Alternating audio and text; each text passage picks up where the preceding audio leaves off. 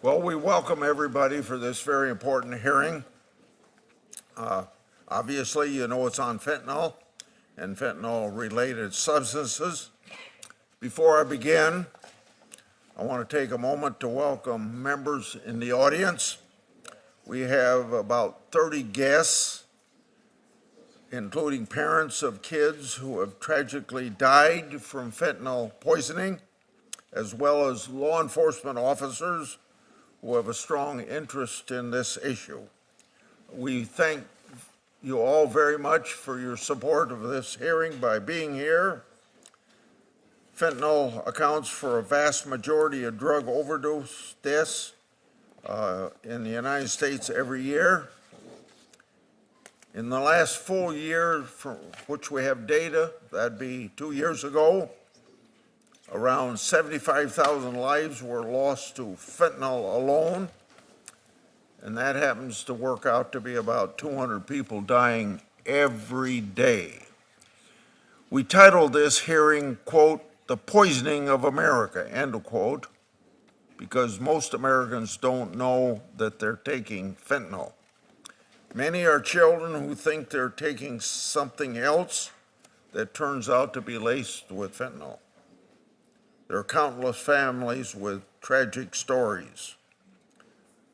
One family in Iowa, the Arwine family, Lisbon, Iowa, is one of them. Lori Arwine sent us a letter that I'd like to introduce into the record, and I'll do that without objection. Lori's youngest son, Bailey, was taken on April the 5th, 2022, 22 years old. He was not a drug addict. He did not think he was taking fentanyl, but the pill he took was laced with it. Lori wrote, quote, "Fentanyl stole our son's future, and the joy of watching Bailey marry the love of his life, have a mother-son dance, watch him buy his first home, watching him become a loving father, and our joy of having more grandchildren. We will never know if any of his children are grandchildren who would have Bailey's curly hair, his cute smirky smile, or his twinkling blue eyes. There will always be an empty chair at our family gathering, whether it's Thanksgiving, Christmas, Easter, birthdays, dinner parties. His voice and laughter will be forever silenced," end quote. Maybe the saddest part of the fentanyl crisis is that so many parents can tell a similar story of loss. In fact, we have many of them with us here today, including 2 of our witnesses. I want to tell the parents in the audience today, thank you for being here. Thank you for making your voices heard. Thank you for doing what you can do to keep other parents from going through what they've gone through. How long do we have to keep suffering through this attack on our children?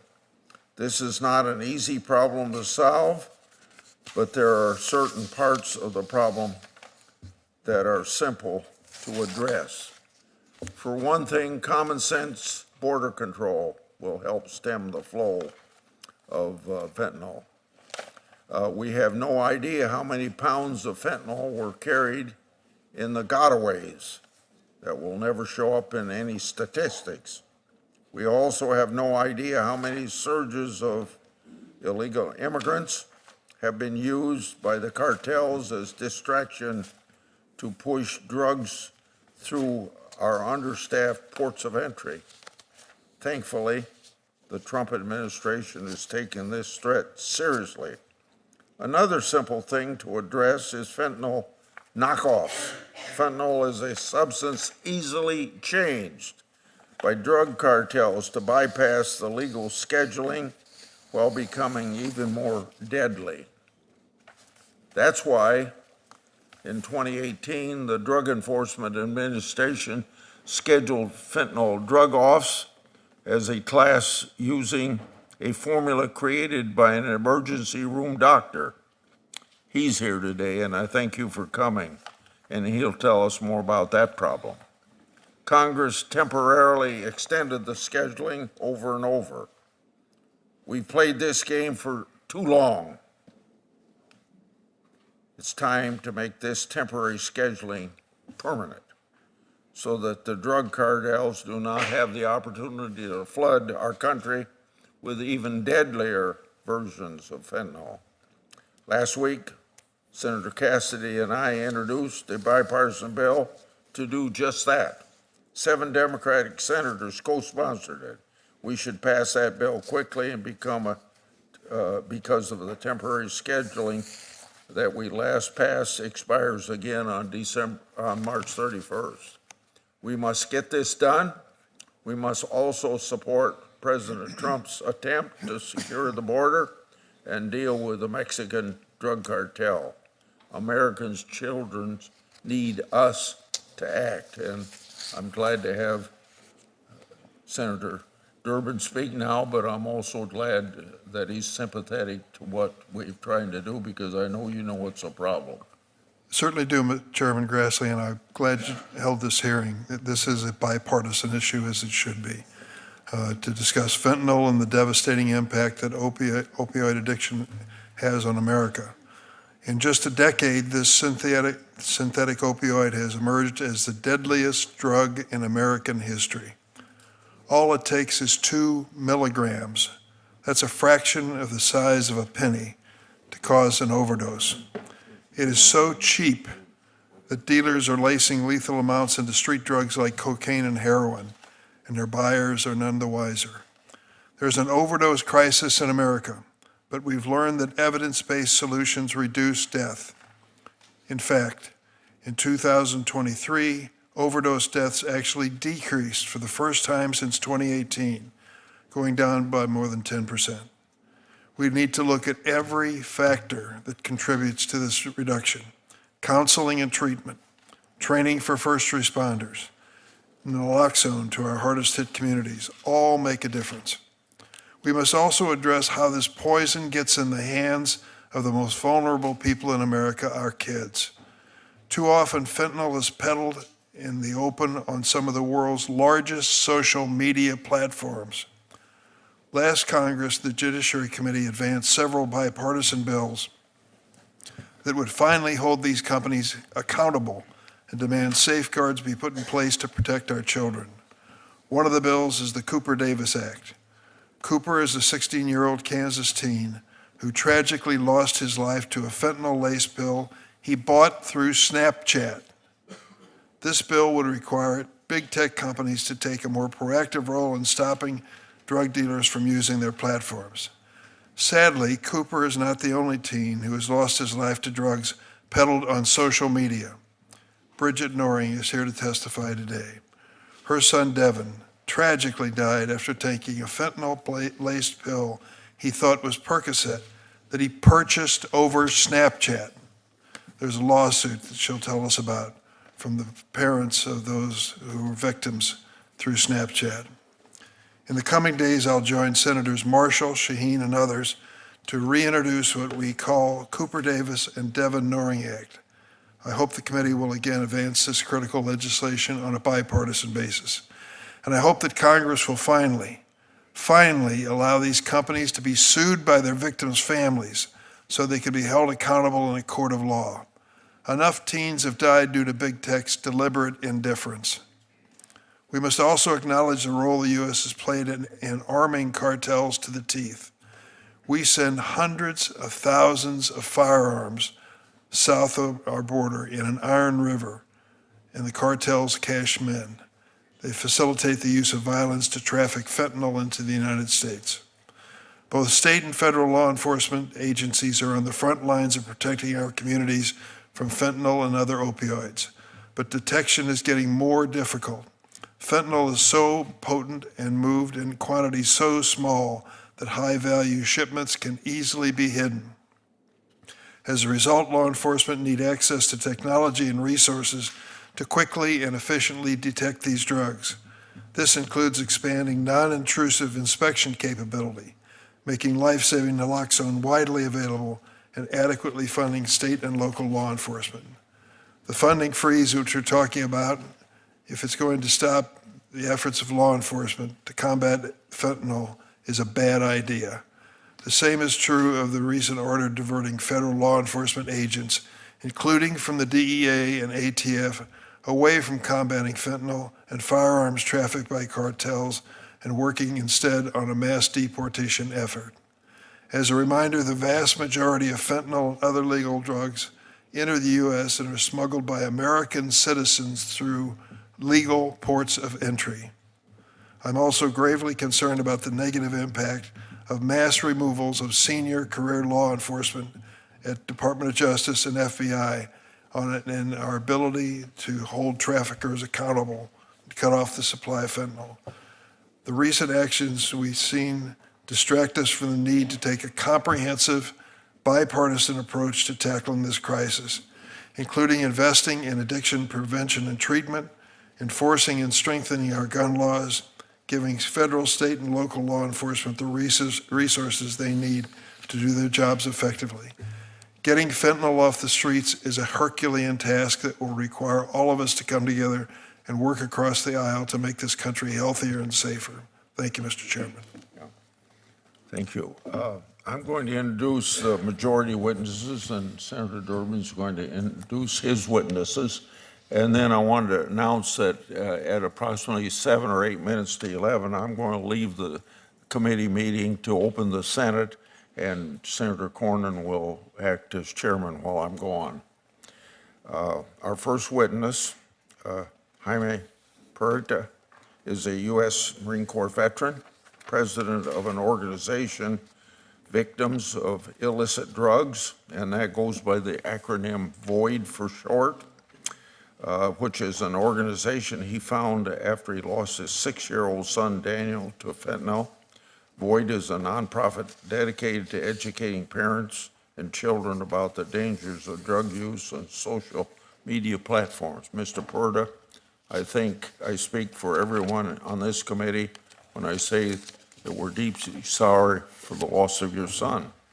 Next, Mr. Tom Westlake is the driving force behind today's class scheduling policy and has fought against the drug epidemic for over 30 years. He's a full-time emergency room physician and a part-time medical regulator in Wisconsin. He also provides medical direction for a statewide peer-to-peer drug recovery program. In the past, Dr. Westlake has served as chairman of the Wisconsin Medical Examining Board and was formerly a member of Wisconsin's Controlled Substance Board. Finally, Sheriff Don Barnes, thank you, Sheriff, is Sheriff-Coroner of Orange County, California. He leads around 44,000 employees, operates one of the nation's largest county jail systems, and manages the Orange County Crime Lab. Sheriff Barnes also serves as the Major County Sheriffs of America's Vice President for Homeland Security and as their chairman of the Intelligence Commander Group. Thank you all for once again being here today. I'll turn it over to Ranking Member Durbin now to introduce. Thank you, Chairman Grassley. I want to welcome Dr. Cecilia Farfan-Mendez, an affiliated researcher with the Institute on Global Conflict and Cooperation at UC San Diego, an expert on organized crime and U.S.-Mexico security. She co-founded the Mexico Violence Research Project, which provides information, analysis, research, and resources for understanding violence and organized crime in Mexico. I also welcome Bridgette Noring, who is a survivor parent to her son Devin and the social media reform advocate. Ms. Noring founded the Devin Noring Foundation to raise awareness and educate children, parents, caregivers, and communities about the dangers of illicit drugs. She's a member of Parents for Safe Online Spaces, which advocates for online safety for kids. Mrs. Noring, I read your testimony, and the loss of your son was so graphic and so touching. Thank you for sharing. Mr. Puerta, I read yours as well. It's just heartbreaking as you describe those 5 days or 6 days in the hospital before you lost your son. Any of us who've lost a child know exactly what you went through. We'll never forget it. Okay. Thank you both for being, thank all the witnesses for being with us today.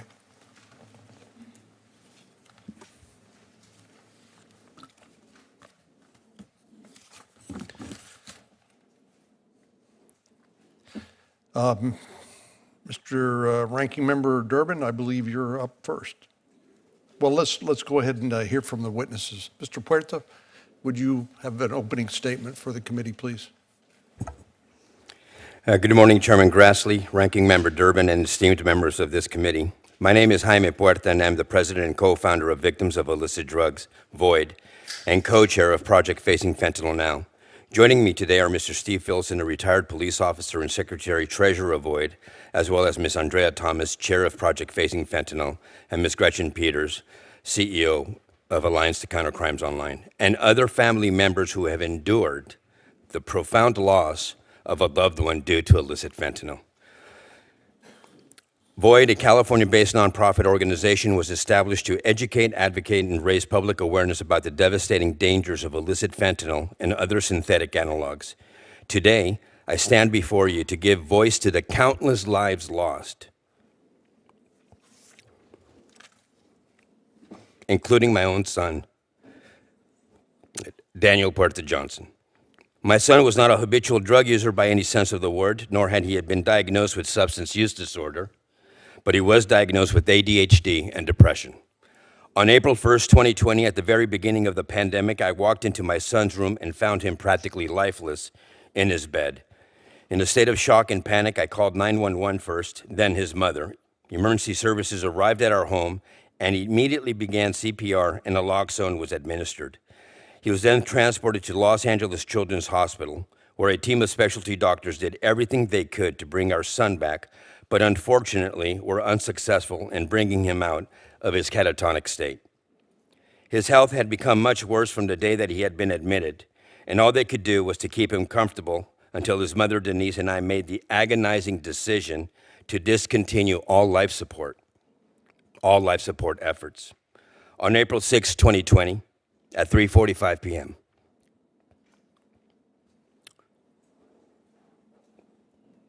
all life support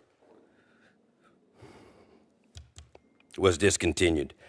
His mother, Denise, got into his hospital bed and laid next to him, gently stroking his beautiful head of dark brown hair, and I was holding his right hand when he drew his last breath at exactly 5:08 p.m. of that April 6th, when he quietly passed away. I kissed the bridge of his nose like I did on most nights when saying goodnight, and left the hospital to go home without my son, utterly broken, devastated, angry, and confused.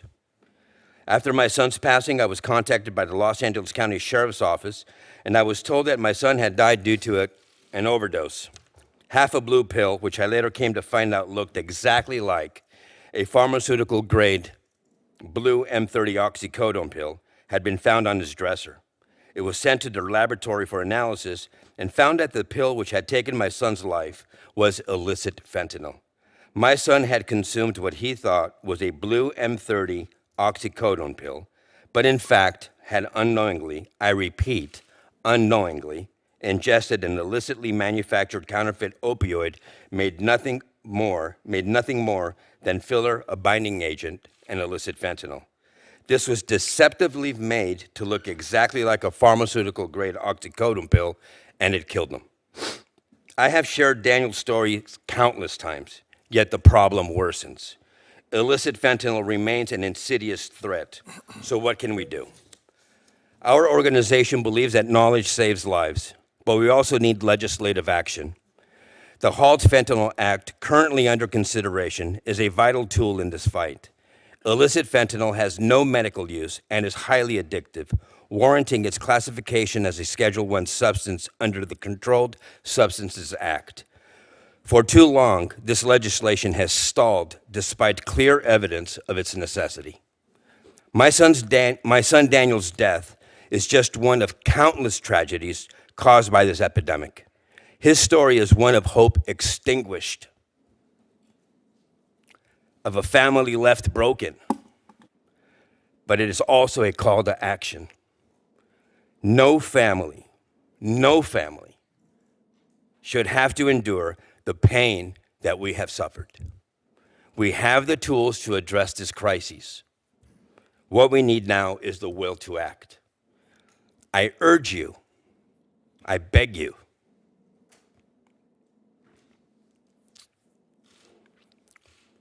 to act decisively and combat this crisis.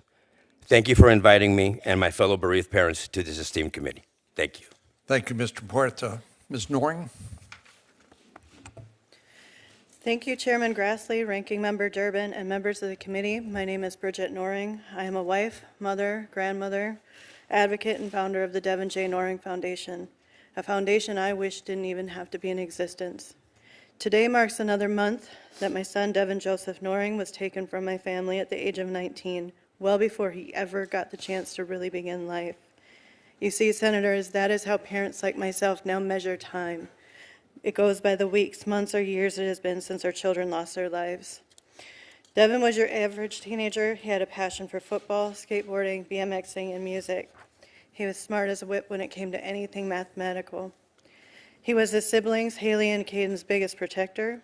He had plans to go to California this summer of 2020 to look into schools to continue his music education and become the musician he wanted to be. Unfortunately, he never made it. He had been suffering from blackout migraines and dental pain that he'd been under doctor's care for.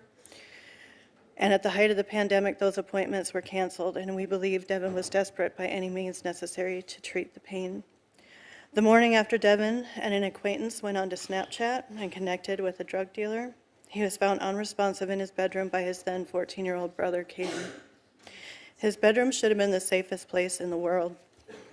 And as I held him one last time, I promised my son I would do something. We later learned that Devin was poisoned by fentanyl, a single pill with enough fentanyl to kill multiple people. I now also know that social media platforms are one of the primary sources which unsuspecting teens buy all types of drugs, with the majority of them containing fentanyl. Senators, this crisis has many facets, and each should be addressed with care, empathy, and courage. Education, supply and demand issues, a lack of accessible, affordable mental health and recovery programs, and holding drug dealers and traffickers accountable for the devastating loss of life are all important issues to address. But we must do more. It is critical that we address social media platforms that facilitate drug peddling to children, platforms which make these connections as a matter of design and then profit from them. We cannot say we are protecting our children until we face this fact and pass legislation to stop it. In the spring of 2021, myself and several families were invited to meet with executives from Snapchat. Today, that meeting is what drives my fuel for social media reform. Snapchat's executives claimed that they had no idea this was happening, even though Snapchat and other platforms have been used for drug sales for years, and this has been widely reported by the media. They blamed us as parents and told us that due to Section 230, we had no power to hold them accountable in court. Senators, if someone opened a brick and mortar store and sold these drugs to our children out of that store, we would be held accountable. We would be shut down so fast. So I ask, why do the same rules not apply to social media? Since losing Devin, my family has watched drug dealers continue operating on Snapchat, Instagram, Telegram, and while we got zero justice for Devin's death, I'm proud to say we aided in the indictments of individuals with ties to the Sinaloa cartel in Minneapolis. I believe there were 19 members of that indictment. I'm grateful to the Hastings Police Department, Dakota County Drug Task Force, and U.S. Attorney Andrew Lugar's work on this case. In speaking about Devin's story with middle and high school students, kids have shared the toll Snapchat takes on their mental health and how on average they are spending 26 plus hours a week on these platforms. That's why my family and so many others fight hard to support the Kids Online Safety Act. I thank Senators Blumenthal and Blackburn for spearheading this vital legislation on behalf of our children, because COSA is the crucial foundation for social media reform.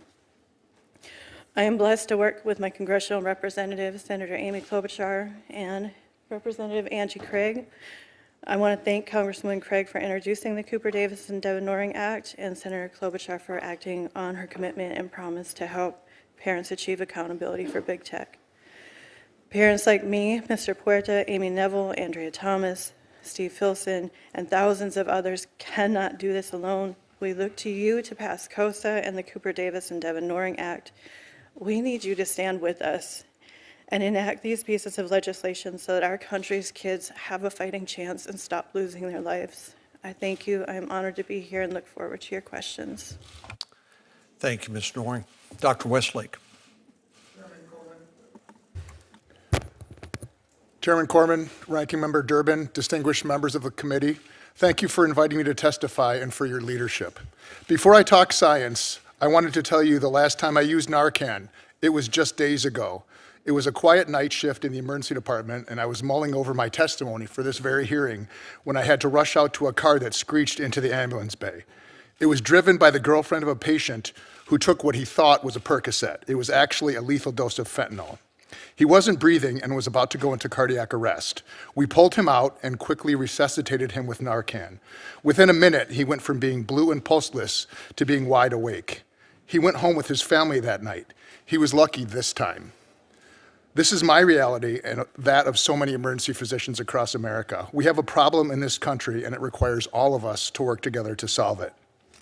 First, I'd like to clarify what fentanyl-related substances, or FRSs, are and why permanently scheduling them as a class is a critical policy tool. FRSs are highly active opioids, almost identical to fentanyl, except for a tiny difference in their chemical structure created by changing a single ingredient during synthesis. The result of this tweak is a new potent opioid with the same deadly effects as fentanyl, and without class scheduling would be legal until it caused numerous deaths. Fentanyls are so toxic and lethal that they can be classified and have actually been used as chemical weapons. The lethal dose is merely 2 milligrams, equivalent to 5 grains of sand, meaning that 1 teaspoon can kill 2,000 people. That is what is in this packet of sugar. It could kill 2,000 people if this were fentanyl. Telling parents, tragically on more than one occasion, even friends of mine, that their child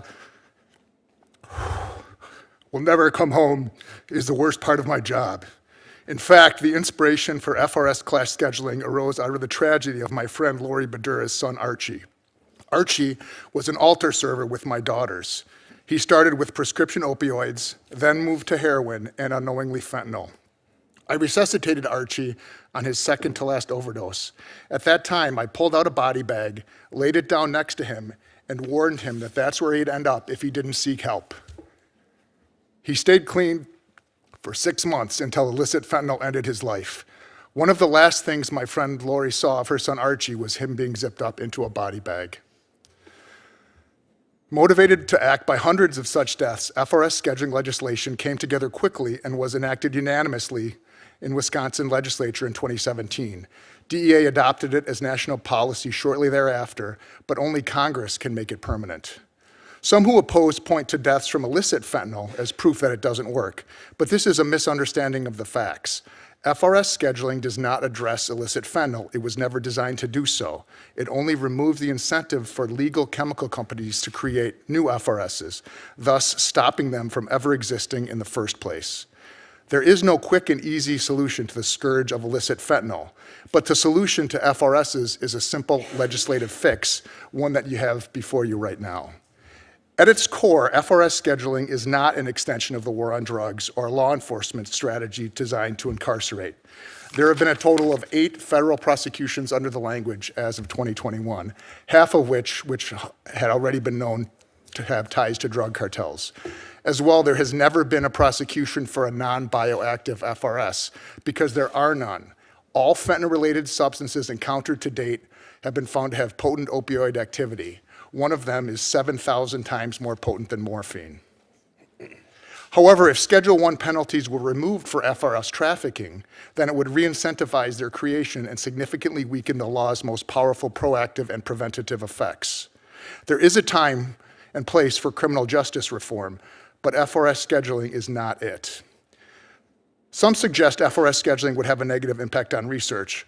While theoretical, it has been addressed with stakeholder input and is supported by the very agencies and organizations representing academic scientific research, including the NIH, HHS, FDA, and the National Institute of Drug Abuse.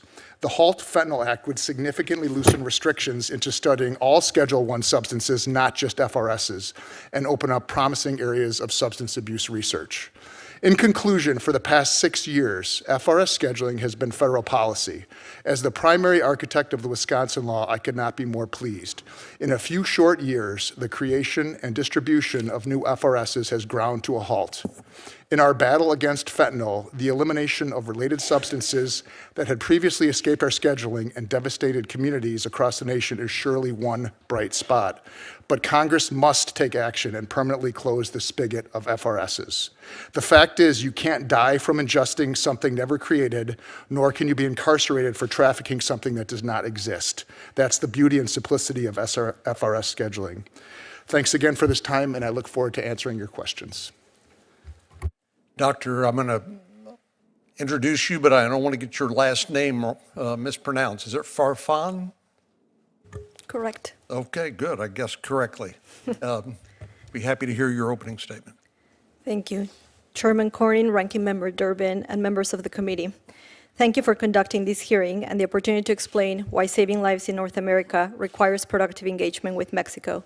I appreciate the invitation to participate. I am an expert on organized crime and U.S.-Mexico security cooperation. As an alumna of the Fulbright program, I am convinced that transnational problems require transnational solutions. To the families who testified today, I acknowledge your grief. There are no actions that can reverse the tragedies you have experienced.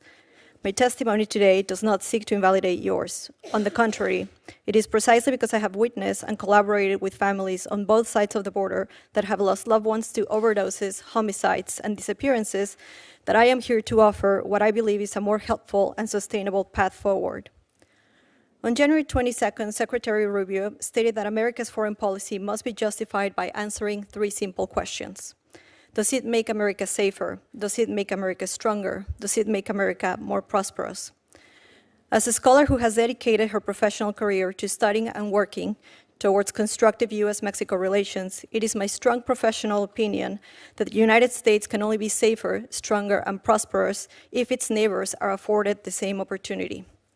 Suffering on both sides of the border is inextricably linked. The U.S. is facing one of its worst public health crises due to the availability of illicitly manufactured fentanyl, and Mexico faces its own lethal epidemic with 70% of homicides perpetrated with a firearm. More than 40% of Americans know someone who has died from an opioid overdose. Equally important, homicide is the leading cause of death for men ages 25 to 44, and the second cause of death for women ages 15 to 24 in Mexico. Worryingly, the urgency to save lives is reviving the worst policy failures of the war on drugs. With thousands of lives at risk on both sides of the border, it is urgent that the U.S. and Mexico implement policies based on facts. Through their public sectors, civil society, and academia, both countries have developed robust evidence on how to acquire and maintain the health and safety of our communities. Fentanyl and firearms trafficking have changed dynamics in criminal markets. But these changes are not as simple as prevailing narratives of organized crime suggest. Even though places like Sinaloa, Mexico, have been portrayed as a Shangri-La for criminality, transnational drug trafficking in Mexico to the U.S. is not masterminded by 3 men hiding in the mountains. There is no special narco highway connecting the highlands of Sinaloa to the street of LA or Philadelphia, but actors in Mexico and the U.S. that take advantage of legal economies for the advancement of illicit activities.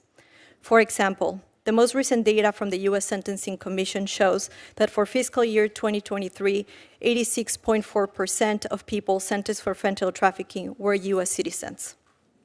Serious policy conversations on addressing mortality caused by synthetic drugs cannot be separate from firearms trafficking. Low production costs are often cited as a key reason suppliers moved away from heroin and into synthetic opioids like fentanyl. Overlooked in this conversation is that the same has happened with firearms and ammunition. The ease of acquiring firearms from the U.S. has lowered the cost of perpetrating violence for criminal groups in Mexico. Even though there are significant variations as to the frequency and ways criminal groups use violence, they all must issue credible threats on their ability to perpetrate this violence. Their businesses depend on it. The newer and the more sophisticated the armament is, then the more credible these threats become. Why intimidate potential victims with a rifle left over from the Mexican Revolution when your arsenal can include 50 caliber weapons? This strategy has paid off for organized crime, including those involved in fentanyl trafficking. According to data released by the ATF, of the firearms recovered in Mexico that were submitted for tracing, more than 2/3 were sourced from the U.S. Today, 74% of Mexicans believe criminal groups have more and better weapons than the armed forces. Access to legally trafficked weapons from the U.S. has allowed Mexican criminal groups to amass both a tremendous capacity for violence and a troubling capacity to intimidate. Simply stated, by failing to address firearms trafficking to Mexico, the U.S. is subsidizing the operating costs of criminal groups. It is as if cartels receive an annual aid package with state-of-the-art technology to carry out the crimes this Congress wants to stop. Our shared tragedies are two sides of the same coin. The silver lining is that there's no secret solution awaiting to be discovered. Actions available to Congress, like the Stop Arming Cartels Act, can contribute to stemming the devastating effects of this public health crisis and must be implemented through U.S.-Mexico security cooperation. Thank you for your time, and I look forward to your questions. Sheriff Barnes. Chairman Cornyn, Ranking Member Durbin, thank you for the opportunity to testify before you today. I'm here representing the Major County Sheriffs of America, a professional law enforcement association of the 100 largest sheriffs in the nation, serving more than 1/3 of our nation's population. As Sheriff of Orange County, I lead an agency of more than 4,000 men and women serving 3.1 million residents. Orange County consistently ranks as one of the safest in the nation. But like every community, we have felt the devastating impacts of the fentanyl crisis. The fentanyl epidemic is one of the most pressing public safety and public health crises to impact our nation. In just a few short years, nationwide drug-related deaths have tripled, a direct correlation to the prevalence of fentanyl. While we saw a slight decrease in nationwide fatalities in 2023, the numbers remain alarmingly high, with annual deaths still approaching 100,000 annually.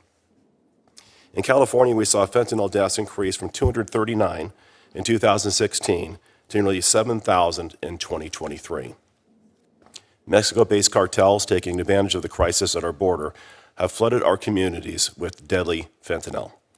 This is evident by the drug seizures made by my department's investigative teams. Over the past 4 years, these teams have seized a total of 1,551 pounds of fentanyl powder and over 3 million clandestine-produced fentanyl pills. What's even more alarming than the sheer volume is the dramatic increase in seizures during that same time period. Since 2021, my investigative teams seized 16,278 pills, whereas in 2024, that number skyrocketed to over 2 million, and that's just my agency alone. The fight against the fentanyl epidemic in California is incredibly challenging given our close proximity to the border, national drug trends, and our state's permissive drug laws. Proposition 47, passed in 2014, largely decriminalized most drug and property crimes. Our attempts to seek action by the state legislature largely fell on deaf ears.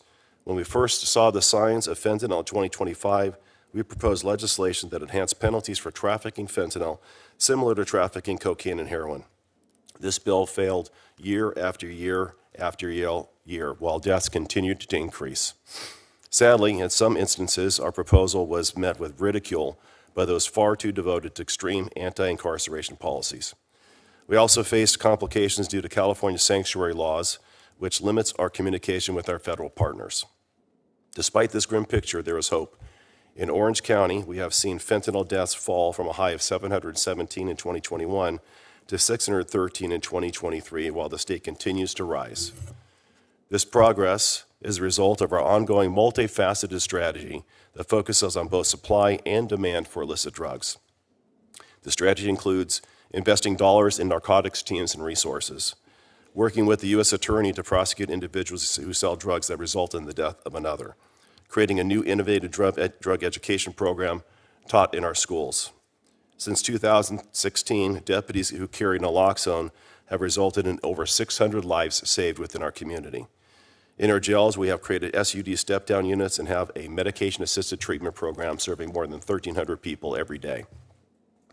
Congress can help this progress by moving forward many of the initiatives authored and supported by members of this committee. First and foremost, we must permanently schedule fentanyl analogs as a Schedule I drug. The House is taking up the Halt Fentanyl Act this week. I want to thank Chairman Grassley and members of the committee for leading this effort in the Senate. HIDA funding increases would be a significant help. Funding for HIDA has remained static over the last 10 years. MCSA is grateful that members of this committee are prioritizing the reauthorization of HIDA. We look forward to working with you to advance legislation like the HIDA Enhancement Act, which would have reauthorized the HIDA program at $333 million annually.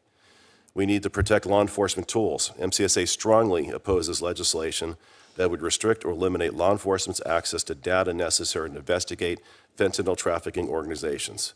We also advocate for providing law enforcement with lawful access to encrypted devices, which is crucial for identifying those responsible for distributing lethal fentanyl.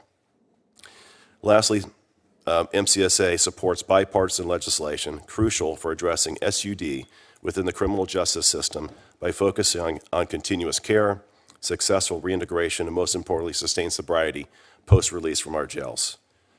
I'm honored to be here today, and I'm looking forward to answering your questions. Thank you, Sheriff.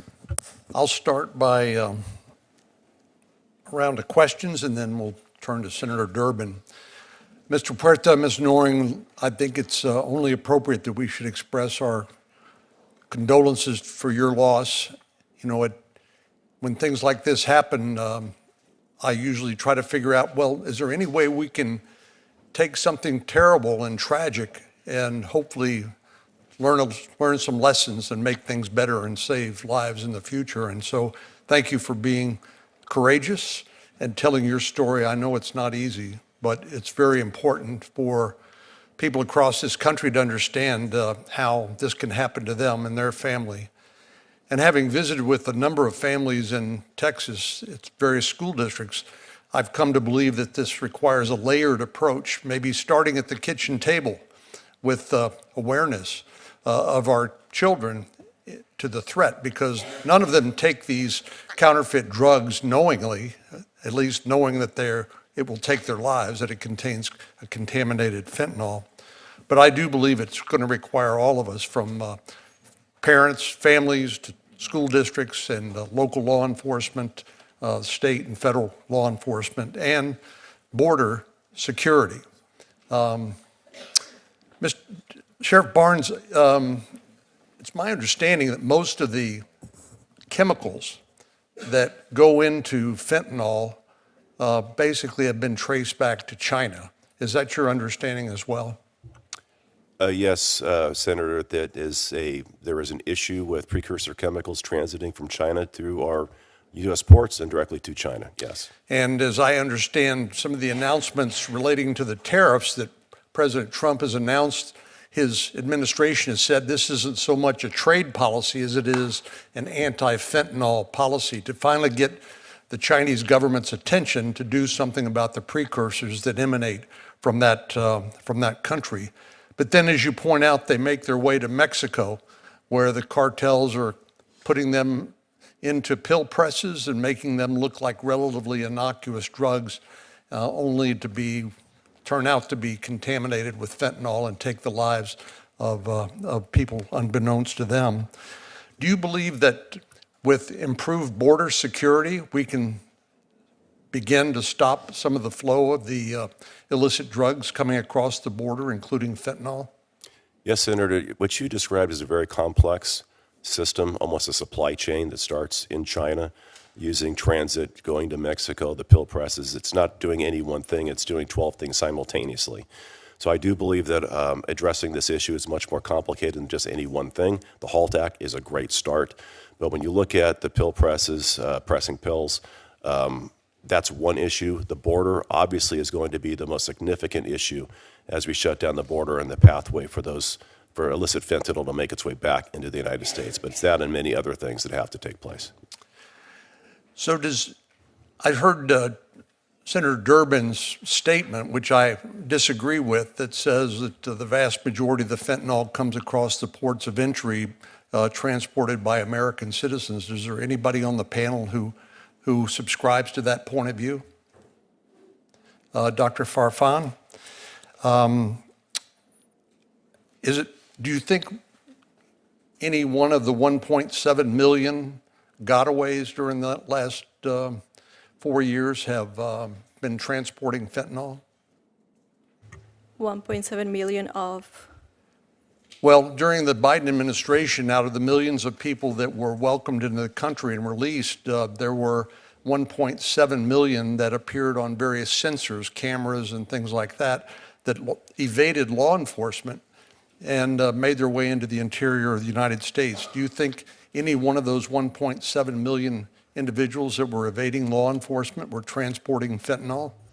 I mean, to restate what I mentioned in my testimony, data from the U.S. Sentencing Commission shows that 86.4 people sentenced for fentanyl trafficking in fiscal year 2023 were U.S. citizens. And that's not my question. I would also My question add, is about the people who evaded law enforcement. Is it possible that that some of them, or maybe even many of them, were transporting illicit drugs, including fentanyl?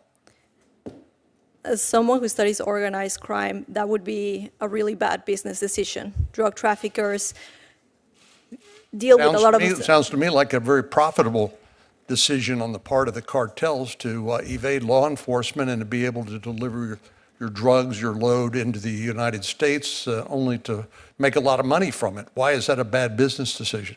Because from a business point of view, you would prefer to have smugglers who have a legal right to entry into the United States than an immigrant who is uncertain whether or not he or she is going to cross into the United States. So if you're looking at it from the point of view of, will we turn a profit or not in this particular shipment, putting your shipment in the hands of an immigrant who does not have a legal right to entry into the U.S. is actually a bad business decision. Sheriff Barnes, you agree with that? I do not. There's two different facets here. You have the trafficking of the narcotic, which is oftentimes in large bulk. In our experience in intervention and interdiction, as those are oftentimes residents of Mexico, the distribution of that or sales of it, I think to Dr. Farfan's point, might oftentimes be carried out by U.S. citizens in the drug trafficking market. So it's a combination of both. But the vast majority of the large quantities coming across, has been my experience, are being conducted by Mexican nationals. The distribution and sales inside the continental United States oftentimes has been carried out by U.S. citizens. Thank you. Senator Durbin. Thank you all for being here. How many of you, would this be your first time to see the Senate Judiciary Committee? Would you raise your hand? A few of our witnesses and others, first time. This is an interesting committee. It represents the spectrum of politics in the United States Senate. We have the most Republicans and the most Democrats sitting on this committee. So you won't be surprised that many times we disagree. And that disagreement sometimes leads to good speeches, but very few laws. But there was an exception. 2 years ago, we took up this issue and started talking about what we could do to stop the spread of fentanyl and the deadly impact it's having on America.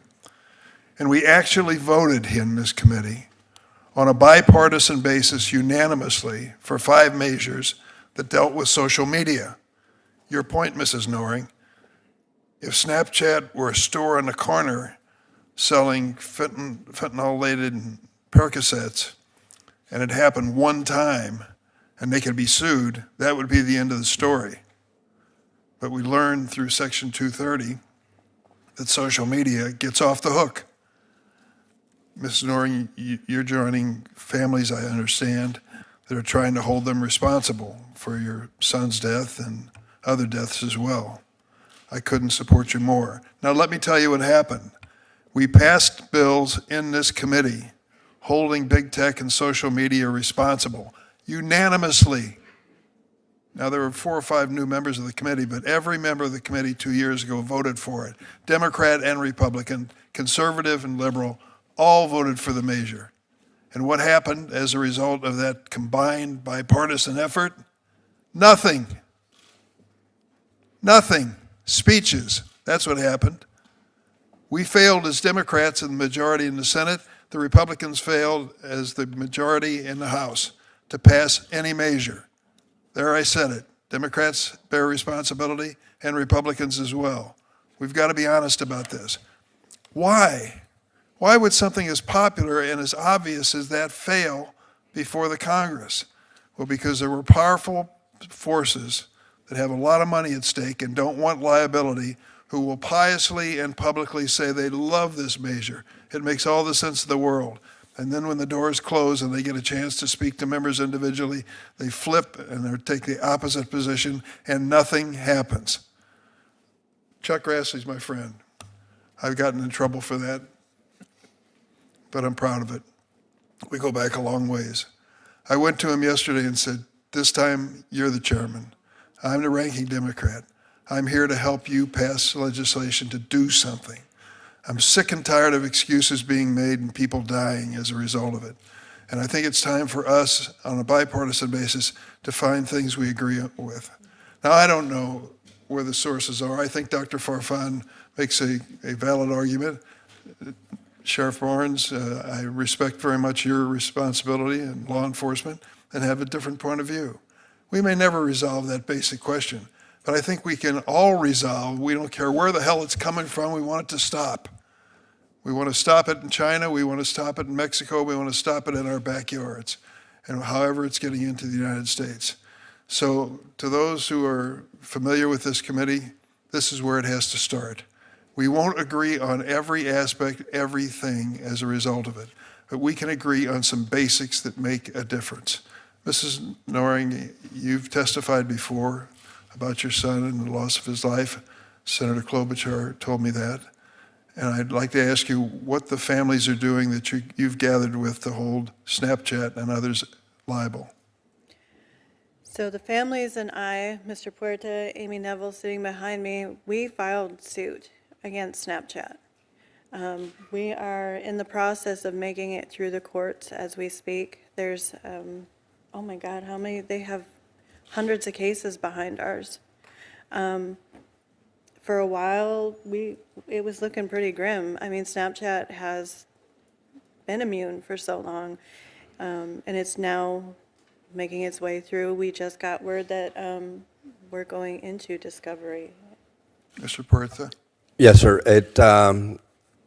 It passed out of Judge Lawrence Riff on January 4th of 2023, I believe, accepted the lawsuit, and I'm sorry, 2024, not on the basis of free speech, but on the basis of product design. That went on to the appellate court in California, and the appellate court ruled in our favor for the lawsuit to go forward. So right now, we are in discovery. No other lawsuit against any major social media company has gotten as far as ours, sir. I wish you well. I'll close by saying we're dealing with fentanyl and the deadly aspects of that drug, and we're also dealing with sexual exploitation, particularly of children. And a number of members here have shown real leadership. Senator Blackburn on the Republican side, and Senator Blumenthal on the Democratic side especially. We all have bills. We can do this. Hold this responsible. Don't just come and leave and think nothing's going to happen. It's our job to make sure it does happen and do the right thing for you and your families. Thank you very much. Yeah. And I thank Senator Durbin for bringing up our conversation that we had yesterday on the floor of the United States Senate, and I suggested to him then, but I want our staffs to know that our staff should sit down and see what can be worked out. Let's do it. You bet. Now I'll ask questions, then I'll call on Klobuchar. Leading up to this hearing, my office received 58 letters from grieving families who lost loved ones to fentanyl. I want to offer those letters into the record and thank the families for writing them. So without objection, that will be done. One mother wrote, quote, "Families like mine have been sharing our stories of loss to this poison since before 2018, hoping to ignite action among our leaders. Tragically, despite hundreds of thousands of stories like mine or over countless years, we have yet to see a massive, unified effort necessary to stop this poisoning of our generations, end of quote. Many of these letters urge Congress to pass the legislation that goes by the acronym HALT Fentanyl, which would make the class scheduling of fentanyls related substances very permanent. Mr. Puerta, Dr. Westlake, Sheriff Barnes, in that order. Could you each briefly explain why permanent class scheduling is important to tackling this crisis? I believe that it'll increase penalties for trafficking and distribution. It also will streamline prosecution by removing the burden of proving whether a particular fentanyl analog is harmful. It would be illegal by default, and it would give authorities greater flexibility as well to target emerging fentanyl analogs before they flood the market. Dr. Westlake. So I think it goes back to the whole point of me coming up with this idea was to stop the creation of these. So what this does is it stops them from existing to begin with. We looked at all the possible bioactive modifications to the fentanyl molecule and surgically scheduled those modifications. And so what it's done, and it's proven to be done so, is it stopped them from existing in the first place. So no one's going to jail for them. No one's dying from them because they don't exist. It's the perfect form of prevention. There's a lot of disease with the disease. The best place to hit a disease is at the beginning. If you can stop a diabetic from becoming diabetic, they're not going to have the problems of having their leg amputated or being on dialysis later. That's what this does, is this stops the very existence. It's one spigot. Illicit fentanyl is a huge fire hydrant. This is one spigot, but Congress can turn it off, and that's what they should do. Thank you. Sheriff Barnes? Yes, Chairman Grassley, I'll summarize the two previous speakers this way.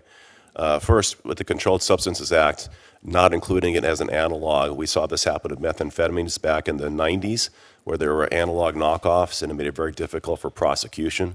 Most of our state's laws are tied to the Controlled Substances Act, so preclusion of it would eliminate the probability of prosecuting somebody for it.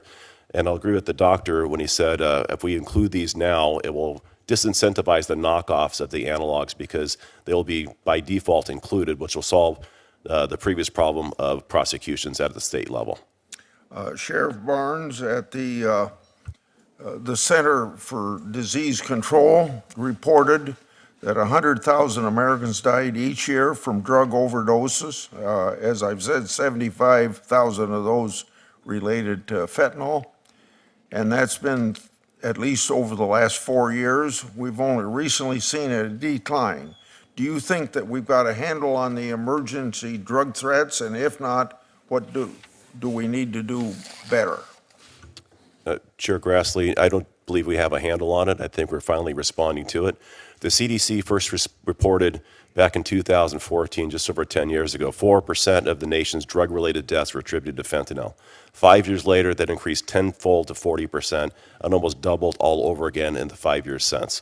We've seen this coming. We've been non-responsive to it. So I think that we have seen an emergent trend. We have been playing defense. As I shared earlier with my response to Senator Cornyn, I believe it's not doing any one thing. It's doing a dozen things simultaneously that's going to put us in a better position.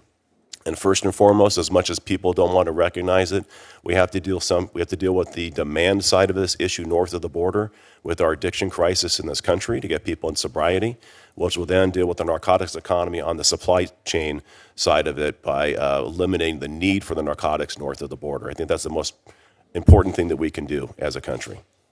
My last question will have to be to Mr. Puerta. Thank you for sharing your son's story. I said that before, but we can't say it too often. Some folks have said that scheduling fentanyl-related substances as a class creates a system that over-criminalizes drug crimes. What's your response to that? I'm Hispanic American. I'm Colombian American. And I believe that a lot, if not the grand majority of the children who are dying today. The New England Journal of Medicine came out with a report in January of 2024, and it came to the conclusion that in 2020, we were losing 22 non-addicted children in the United States of America per week between the ages of 14 and 18 years of age, mostly driven by illicit fentanyl pills that were deceptively sold to them. Are we to stand back and not do anything because we're going to over-criminalize this? Every time I get up in the morning, I look in the mirror, I see a brown man, but I see an American man as well. And I see that the injustice, also, this crisis is decimating minorities as well. This does not discriminate on your age, it doesn't discriminate your race, it doesn't discriminate your religion, your socioeconomic status, it doesn't discriminate. It's taking everyone by storm. And we as a nation have to come together and we have to do something to stop this. In 2020 with COVID-19, we all knew that we had to stand 6 feet away from each other, that we had to wash our hands and we had to wear a mask over our faces. Why does the American public not know about this crisis that is a national security crisis as well, sir? We have a lot to do, but I'm telling you right now, this is taking everyone by storm and something has to be done. Thank you, Mr. Chairman. Ms. Noring, I think everyone was touched by your story and your bravery for coming forward. I've been honored to get to know you, and I want to thank you for everything that you've done. As you said, all the hopes and dreams we as parents had for Devin were erased in the blink of an eye, and no mom should have to bury their kid.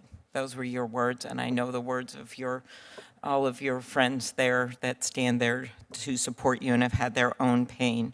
All he did was buy a pill off Snapchat. He thought it was a Percocet. You were there for that testimony with the tech executives, and there's a bunch of us here that have had some, battle wounds going after them when we just want to put some sensible rules in place or get rid of this legal protections that they have that other companies do not have, as you so well pointed out, but no wounds compared to what you have. You heard their testimony back then in January 2024. Do you think the social media companies are doing enough to stop the sale of drugs to kids online? I do not think that they are doing enough. In fact, it's still continuing. I was introduced to 2 new families just last week from Minnesota, both with ties to fentanyl, with their children passing. So no, they're not doing enough. They could be doing more. I was just informed that Evan Spiegel is in support of the Cooper Davis and Devin Noring Act, and I must ask then, if you are in such support of it, all these companies are in support of the Kids Online Safety Act, why aren't they implementing those features and doing the job now? Why do we have to come before Congress and have you make them do that? Good point. Thank you. Mr. Puerta, do you think we should get rid of or reform Section 230 in some way, just to make this very clear? Absolutely, Senator Klobuchar. In 1996, as we all know, this legislative body came up with the Section 230C of the Communications Decency Act, and what it was meant to do was to protect free speech. But what's happening right now is cannot be free speech when you have a drug dealer selling illicit fentanyl to unsuspecting children. That's not free speech. Or a grown man sending unwarranted pictures to young ladies. Sexual exploitation, this is not free speech. This is criminal behavior. And like Ms. Noring said, if it's a criminal act in the real world, then it should be as well in the social media world. So you're looking for that reform, which also I appreciate you bringing up. Senator Cruz and I have this Take It Down Act. There's a number of other bills involving pornography as well. Sheriff Barnes, do you agree that we should, thank you for your testimony and being here, funding as we look into this next year, funding for law enforcement, do you think that that is important to take on this fentanyl crisis as well as the HIDA program that helps your deputies get fentanyl off the streets? Senator, yes, thank you for that question. The HIDA funding has been stagnant, stale for the last 10 years, it hasn't grown. If you look at the time value of money, it's about 1/3 reduction over the last 10 years, and our costs have gone up, so it's about 50 cents on the dollar. It's not a fully funded program. My HIDA program is funded at about 1/6 of the costs that we put into it, and mostly it's subsidized through my investment of stabilizing that, as other municipal agencies have withdrawn personnel. So yes, I think at the nation's worst time in history, we have to reinvest those monies. We have to look at the use of those monies, and I think we have to look at what I call a super HIDA. The original intent of the gateway HIDA is to invest on the greatest offense, which is our border HIDAs, and stop as much of the drugs as we can at the border before they make it into the continental United States. Thank you. Dr. Westlake, why does class-wide scheduling reduce the incentives for drug cartels to create new fentanyl variants? So the incentives were there before because when they initially created these under the normal Controlled Substances Act, they were legal, so that you could modify it. Instead of putting an ethyl group in, you could put a methyl group in. It's a legal substance. I was on the Controlled Substance Board in Wisconsin in 2015. We had 9 different fentanyl variants, fentanyl-related substances that were killing people. We could schedule them immediately, and then they were illegal. And when you schedule them and make them illegal, there's no incentive for them to be created anymore. And there's a cookbook of changes that you can do, easily look up the research to find what different chemicals to use. So it literally just stops the incentive. It doesn't stop illicit fentanyl incentive, but it closes the spigot of fentanyl-related substances. Thank you. One last point, Ms. Noring, and we'll talk more in this committee. I'm so pleased that Senator Grassley and Durbin will lead this together on some of the social media issues. They go way beyond the ones we've talked about now. You've also embarked on an education campaign along with a lot of our sheriffs in Minnesota that I think has been pretty effective, going back in the schools with one pill can kill. 10 seconds on that, and I'm out of time. We have to do it because nobody else is doing it. It falls back on us. If we sit by and say nothing, children continue to die. So we feel it's our obligation to get out there, educate our community and the children, because as Ranking Chair mentioned, the conversation really begins at home. It really has to begin at home. Okay, thank you. Thank you. Senator Lee. Thank you, Mr. Chairman. Thanks to all of you for being here and sharing your insights today. The fentanyl crisis has infiltrated our homes, our schools, our communities, our workplaces, taking lives and destroying lives at an unprecedented rate. In Utah, fentanyl-related deaths are rising, and they've become a devastating reality for far too many families. Seems everyone knows someone, and in Utah, in many cases, almost everyone is related to someone who has been impacted adversely, if not lost their life due to this crisis. From 2014 through 2023, deaths involving fentanyl surged by a staggering 116%. And in 2023 alone, over 600 times in Utah, someone returned home to find their son, their daughter, their sibling, their parent had lost their life due to a tragic opioid overdose. This marks a dramatic increase from just 23 deaths in 2014. Now, in 2023, Utah set a record for the most fentanyl pills seized in a year. Then, by the very next year, just 6 months into the year, by July of 2024, the DEA's Rocky Mountain Field Division had already confiscated well in excess of that, close to 800,000 pills, surpassing the entire year, record-breaking year of 2023, which recorded 664,200 pills in just 6 months. The sharp increase in fentanyl-related deaths has significantly outpaced the decline that we've seen in deaths from prescription opioids. So we took all these steps as the crisis emerged as significant, roughly a decade or so. And then all of a sudden, we've seen the number of deaths from the non-prescription related drugs exceeding those. The number of fentanyl-related deaths more than doubled between 2019 and 2020 alone, and that trend has only gotten worse since then. The victims of this deadly scourge include our loved ones, our neighbors, our friends. Mr. Puerta and Ms. Noring, thank you for being with us today in particular and for sharing your testimonies. And deeply sorry for your loss. No parent should ever have to face that heartbreak, and heartbroken for you that you have. President Trump has prioritized securing our borders and prosecuting violent gang members, traffic fentanyl into our country and throughout our communities. And in Congress, I hope we can stand with him in his effort to make America safe again. Sheriff Barnes, I'd like to start with you. From October 2023 to October 2024, officials seized roughly 22,000 pounds of fentanyl at U.S. ports of entry, equaling nearly 1.1 million doses. Now, according to the DEA, ingesting just 2 milligrams of fentanyl can be fatal. Federal officials estimate that at most 10% of fentanyl crossing from Mexico is actually caught. Do you believe the Biden administration's open border policies contributed to that rapid increase of fentanyl entering the United States illegally? And if so, what can be done to reverse that now? Senator, unequivocally,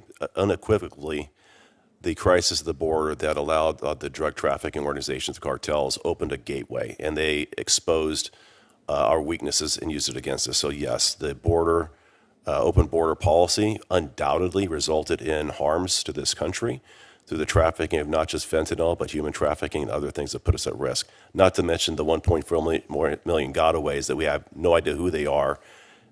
There's so much greater risk beyond fentanyl that were created as a result of the open border policies.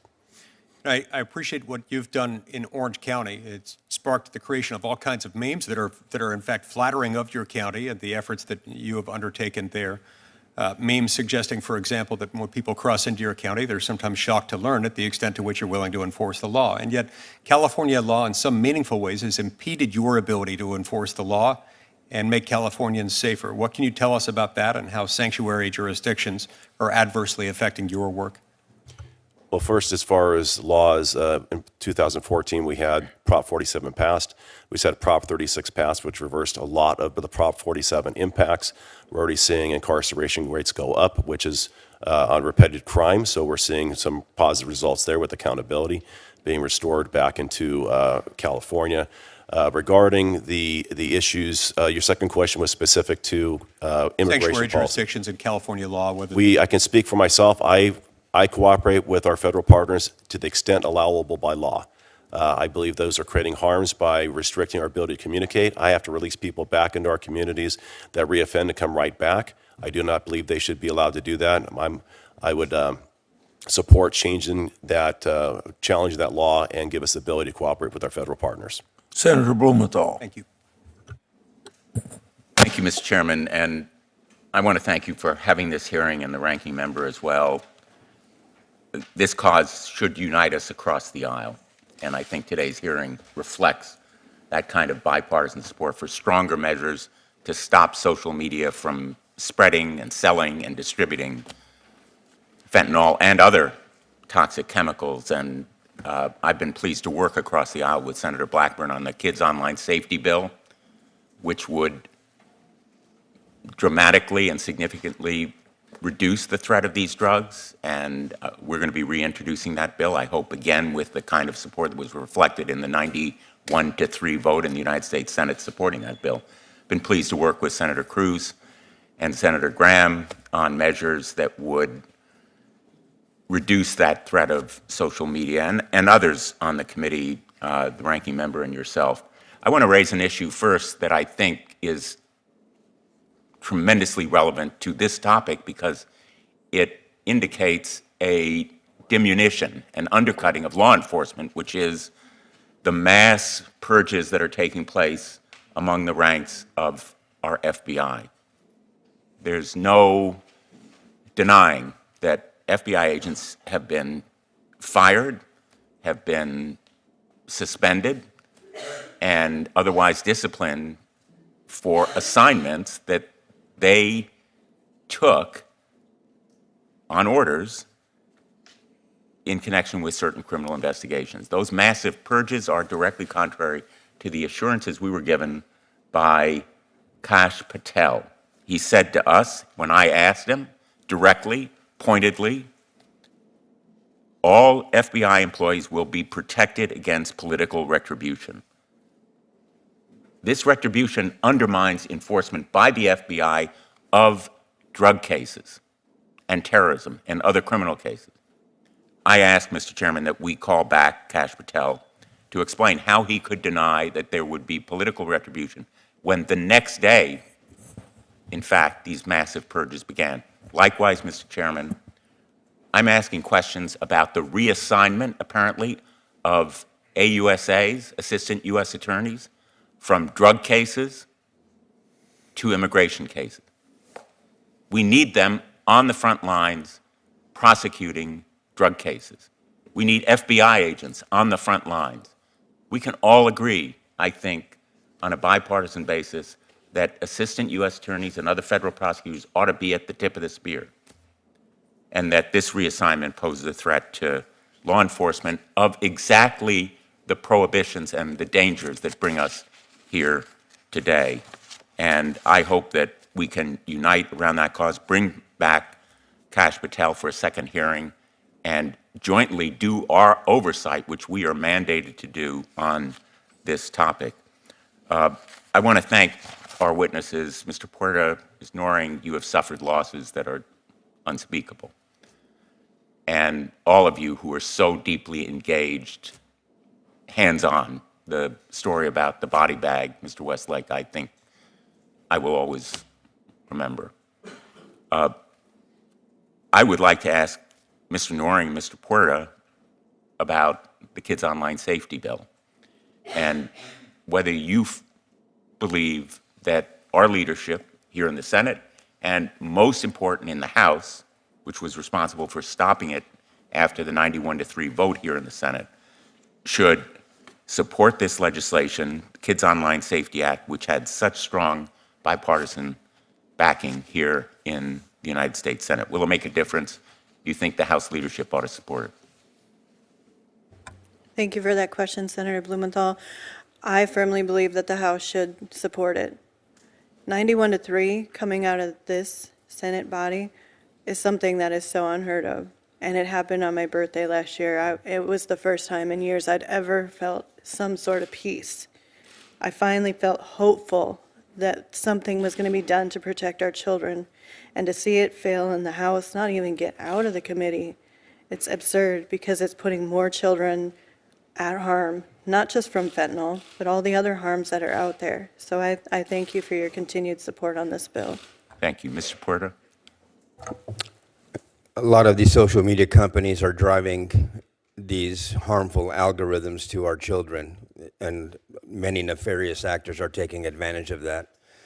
And the act does exactly that. The Kids Online Safety Act is to try to protect them from all of this nefarious activity and these harmful algorithms that are reaching them on a daily basis.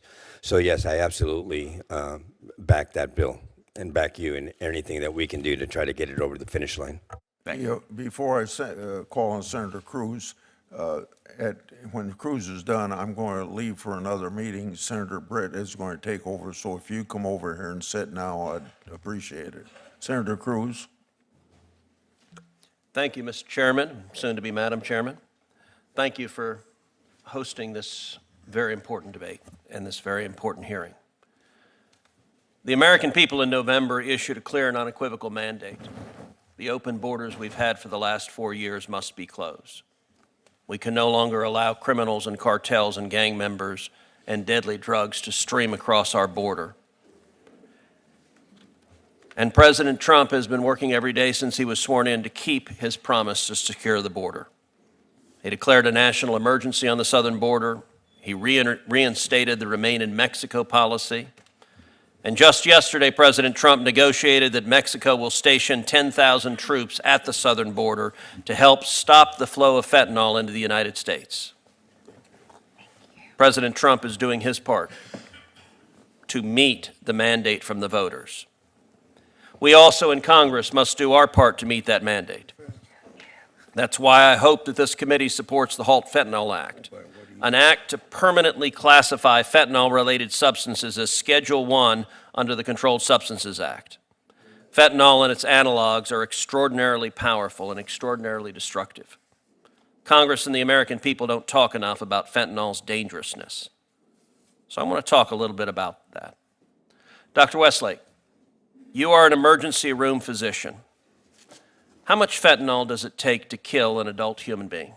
Well, this is 2,000, enough to kill 2,000 people. So it's 4 to 5 grains of sand is a lethal dose for an opioid-naive patient. 2 milligrams is what it takes. If you see on this photograph a penny, We all know the size of a penny.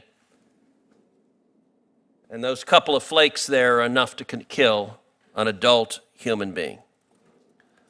Dr. Westlake, last year, approximately how many people died due to fentanyl overdoses? I believe it was around 70,000. This means, on average, 6,250 people died every single month due to fentanyl. And it's a number that tragically has skyrocketed during the Biden-Harris years. Sheriff Barnes, as a law enforcement professional on the front lines of the battle with fentanyl, can I ask you how many pounds of fentanyl were seized by Customs and Border Patrol at the border last year? Senator, unfortunately, I can't answer that. I can answer for my organization, but I know it was a lot and growing. It's 2,250 pounds of fentanyl. An astronomical figure. And let's actually, I want to put this into context. This packet of Sweet and Low.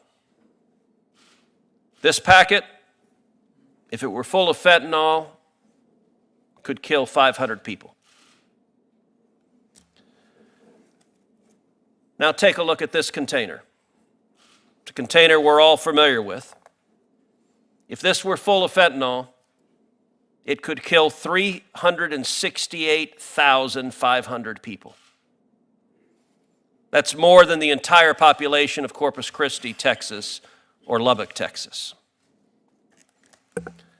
Now let's look at another packet. Something, again, all of us likely have in our kitchen. This single bag of sugar, if it were filled with fentanyl, could kill 905,000 people. Almost 1 million people. This single bag could take out the entire population of Austin, Texas, the capital of my home state. Now imagine 562 of these bags.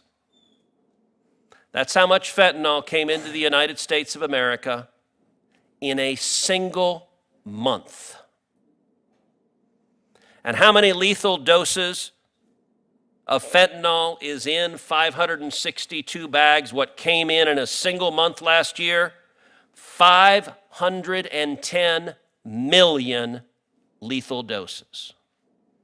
In 1 month, more fentanyl came into America than it would be needed to kill every single man, woman, and child in the United States. This is a crisis we have to solve.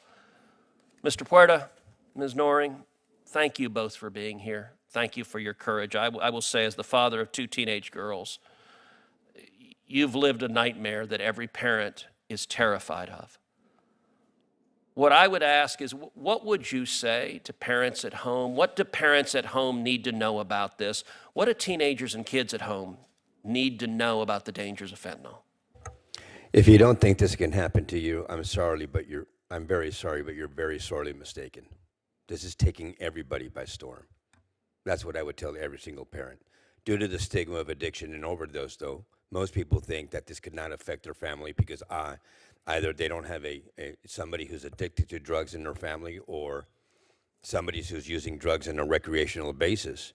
But children make mistakes. I do not condone my son Daniel wanting to self-medicate during the height of the pandemic for his whatever was happening in his head. I do not condone it. He made a mistake, and the price that he paid was his life. Children are supposed to make mistakes but not die from them, period. And that's what's happening every single day, 22 times a week in the United States of America. We have to stop this. Amen. Ms. Noring? I echo the same thing. You know, that whole saying, not my kid, take that out of your vocabulary, because it could very well be your kid. We had every conversation with our children about addiction because, unfortunately, on both sides of our family, we have members that suffer from STD. But nobody at the time was talking about this crisis. So I feel robbed of a conversation I could have had with my son that could have saved his life. So take that out of your vocabulary. This very well could happen, and it can very well happen. These dealers are on Snapchat, all platforms, every single one of them.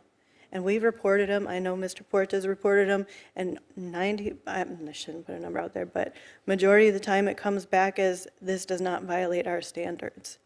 So monitor your children's social media accounts. Have the conversation. It could save your child's life. Thank you for Thank your you, courage. Senator. Thank you. Mr. Shift. Thank you all for being here, and I just want to express my heartbreak at hearing about the loss of your sons. I can't imagine what you've gone through, and like every parent of college-age kids or high school-age kids, I've had those conversations with my kids, and I'm grateful that you're here and willing to share your experience, which is so important for us to hear. I have a couple questions. Doctor, I want to ask you, because one of the concerns I heard about the bill when it was in the House was a concern that it could inhibit research. You made a comment, but you made it too quickly for me to catch, about NIH's view or others. Is there a need to have language to make sure that the research can go on? Or do you feel that is a non-issue for some reason? No, so this is a compromise bill. The initial language that came out was just pure scheduling language. And then when there was concerns that it could impact research negatively, the scheduling component, or the research component was added. And that was supported through the first Trump ONDCP and then through the Biden ONDCP. The research accommodations that were reached significantly open up all Schedule I research, not just into fentanyl-related substances, but into all Schedule I. So then that's why they support it. NIH, HHS, FDA, NIDA. So that's been incorporated into a new version of the bill? Correct, in the halt fentanyl version. Yeah, Gotcha. it is in the halt fentanyl bill. Okay, thank you. That's Yes, very sir. helpful. And if I could ask you, Mr. Puerta and Ms. Noring, what do you think is working in terms of trying to educate families, young people, and what more do we need to do? And I fully agree with the need to make sure that the companies that are using their platforms or allowing their platforms to be used need to be held liable and accountable. But what do you think is working in terms of educating both families but also schools and others about how they should incorporate this into their teaching and to have the supplies on hand necessary to deal with emergencies? At Stop the V.O.I.D, our organization, along with Project Facing Fentanyl, we have a documentary called Dead on Arrival. You can find it at stopthevoid.org. It's a 22-minute documentary that we use in junior high schools and in high schools across this nation. In California, all of Orange County high schools have done it, with Amy Neville presenting the documentary. I think the education awareness is key in abating these senseless drug deaths, because these kids just don't know. They don't know what they're ingesting. They're dying because they've been deceptively sold a counterfeit pill that they think is a pharmaceutical grade oxycodone, for example, and it turns out that it's a fake pill and they end up dying. First time use. Education awareness is working, but we're just a small organization. We need to do this nationwide. Mr. Steve Hilson says it all the time. With COVID-19, we all knew that we had to wash our hands and have a mask over our faces. Why on a national or on a federal level, why have we not had a PSA campaign of sorts of warning all parents and children of the impending danger of illicit, or should I say recreational drug use? I think that's very key, because again, due to the stigma of addiction and overdose, most kids and most parents don't understand the problem of what it is. I also feel that interdiction is helping a lot, as well as naloxone. So the three-pronged approach: education and awareness, interdiction, and naloxone. Widely available naloxone on college campuses and high schools, I think, is really helping out the situation a little bit, but we need to do a lot more. Thank you. Ms. Norris? I agree. The education and awareness piece is huge, but we face roadblocks all the time with schools that don't want us to come into their schools because they feel that we may basically, in a sense, give kids the idea that it's okay to go do these drugs. And it's so ridiculous. We've shown dead on arrival. I'm a former member of V.O.I.D. So we do that oftentimes. We also show the Come Back Home film that the Alexander Neville Foundation produced, which is told from the youth preventative side of things. And I think when you hear from the youth directly on this crisis, that is so impactful. We also pride ourselves on going out into the community, doing community events, bringing the community together, doing naloxone trainings, getting that information out there, really reducing the stigma of this crisis, because I say poisoning while so many say overdose. You will never hear me say that my son overdosed, because my son was poisoned. I know that if my son knew that that pill was going to take his life, he would have never have taken it. Like Senator Klobuchar said, all of my hopes and dreams for him and his future are gone. But not only that, his dreams erased in the blink of an eye. So, and I mirror your sentiment. Our government really needs to step up and start taking the handle on this, because we're just parents out there. We're spending a lot of money out of our pockets. Most of us don't qualify for public grants or anything like that. Why don't we have the campaign? Kids are dying. You would think that that would be a priority. And yet it's us out there doing the work, and we will do it, because that means potentially a child's life is saved. Thank you both again for your testimony, and to all the parents who are here representing their children. I want to thank you for your advocacy. Really important for us to see you and to hear you, and thank you for your testimony. Yield back. Couldn't agree more. I'd like to enter into the record a letter of support from 9 organizations that represent the medical community, led by the American Society of Neurosurgeons. Their letter commends our bipartisan leadership in addressing the fentanyl epidemic and notes that the temporary schedule classification is not sustainable. They note that, quote, continually revisiting its classification creates confusion about the dangers of these substances and hampers efforts to address the crisis comprehensively, end quote. I ask unanimous consent that the entirety of their letter be entered into the record. Thank you. Thank you. Senator Hawley. Thank you, Madam Chair. Thanks to all of the witnesses for being here. Ms. Norrie, Mr. Puerta, I want to particularly thank you and thank other parents who I think are in the room today. You've highlighted the true crisis that we're facing. You know, my home state of Missouri in 2022 alone, child fatalities from fentanyl doubled just in 2022. Deaths for children under the age of 5 increased by more than 500% in my state, and fentanyl is our leading cause of death now in the state of Missouri. So the fates that your families have endured are being replicated all over my state as well. And that's really a wake-up call, I think, for this body to do something. And we absolutely do need to seal the border against those who would traffic illicit drugs into this country, and we need to prosecute those who are doing it. But I want to zero in on something that you both talked about, and you in particular, Ms. Norrie, where your own children and your child was exposed to these illegal drugs, namely Snapchat and the social media platforms. You said a second ago that you have repeatedly reported drug dealers and other illicit posts on social media platforms using the platform's own reporting rules. And I think what you said is that most of the time, the vast majority of the time, the answer you get back is, well, this is a valid account or they otherwise can't do anything. Did I hear that correctly, Ms. Norrie? That is correct, Senator Hawley. So here you're trying to follow the rules that these companies have set up. They say, oh, well, we'll deal with the problem if you just report it. You and other parents, and I see parents behind you who are nodding, you're out there reporting. They're not doing anything.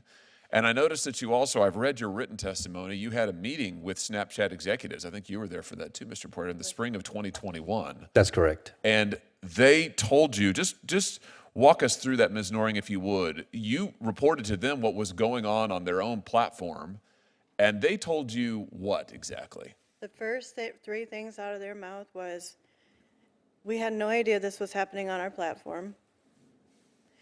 You can't sue us because we're protected under Section 230. And as parents, you should have been monitoring your children better. My son was 19 when he died. Number one, how do you monitor an adult? Number two, how do you monitor a child on an app in which the whole allure to these kids is the fact that the messages disappear? And that was something that I brought up to their attention, and they really had no response. They don't care. They don't care, and I think it's interesting they pointed out to you that you can't sue them. What do you think one of the reasons is that they don't really change? I mean, here you are, you're meeting with them, you're reporting these incidents, you're reporting this illicit activity on their platform. They're not doing anything about it. I mean, do you speculate, do you have a guess as to why they don't really ever change their behavior? There's no incentive to. And even with the in-app reporting feature, that was something that they pointed out to us, like we should have known that this existed. We had no idea that existed, but I can tell you in the weeks and the months and the years after my son passed, multiple teens in our town reported the dealers that allegedly harmed my son. And all that would happen is they would take down the account. These dealers would go and get a new burner phone, set up a new account. Snapchat told us they had IP blockers and Wi-Fi blockers to recognize the devices. These dealers are buying burner phones. They're going to, I don't know, your coffee shop, your school, you're going to the library and setting up a new account. Our dealers in my community laughed at Snapchat. They're like, haha, they tried to bamboozle us. We're back, baby. Seriously. I want to just highlight what you just said, because I think I want everybody who's watching this, and I want every member of this committee and every member of the Senate to understand what you just said, which is that the social media platforms don't change because they don't have any incentive, which is a very polite way of saying there's no hammer on these people. They do whatever they want to do because they know nobody can effectively hold them accountable. And they really let the mask slip when you two walked into their offices and told them that they had participated in the killing of your children, because that's what happened. They made money off of it effectively because they're making billions of dollars on their social media platforms. They're killing our kids. They're exposing them to all kinds of ungodly material, and they won't do anything about it because we can't hold them accountable. And I just want to say to members of this body, that has got to change. It is time to give parents the right to sue these platforms. No company in America has the liability shield that these companies have. They can do whatever they want to our kids, and we can't do anything about it. And I say that as the father of 3 young children. I'm terrified of what my kids might find on social media for the reasons that you've given today. But as a parent, I can't do a thing about it if these companies decide to exploit my children. And it is time for that to change. And we know how to change it. The way to change it is give the parents in this country the right to get into court. Open the courthouse doors and allow them to sue these companies. It's time. And until this body takes that action, I just have to say almost nothing else we do is really serious. You can try to fine them, they don't care. You can change the rules on reporting, they'll evade it. You can slap them on the wrist, they won't do anything. Until plaintiffs can get into court, nothing will change. And so I will introduce legislation, this Congress, to allow parents, to allow you to go to court and sue these companies. And I call on every member of this committee and every member of this body to support this effort to get justice for your children. Thank you for being here today. Thank you, Madam Chair. Senator Padilla. Thank you, Madam Chair. Colleagues, I so much appreciate the opportunity to focus on this crisis today with one caveat. I think it's a little disappointing to continue to stick to an inaccurate narrative that the fentanyl crisis in America is primarily an immigration problem. The fentanyl crisis in America is a health crisis. It is a public safety crisis. And as we've heard from testimonials today, it's a life and death crisis. But the fact of the matter is that the vast majority of fentanyl that is smuggled into the United States is brought in through legal ports of entry, mind you, not between ports of entry, but through legal ports of entry by primarily United States citizens. Don't just take my word for it. Look at CBP data. Now, I know it's been called into question earlier, the accuracy of it, even if it was off by, half. We're looking at half and half. Now, don't mistake my words here in condoning that anybody attempting to come into the United States unlawfully that happens to be carrying fentanyl should be off the hook. I disagree. We should clamp down on them. But if data is important for driving policy decisions and informing strategic actions, let's look at the facts. 80% plus of the fentanyl intercepted at the border is being brought in through ports of entry by United States citizens. So again, folks coming through unlawfully, I'm not saying ignore them, but let's not ignore where the concentration of the problem is.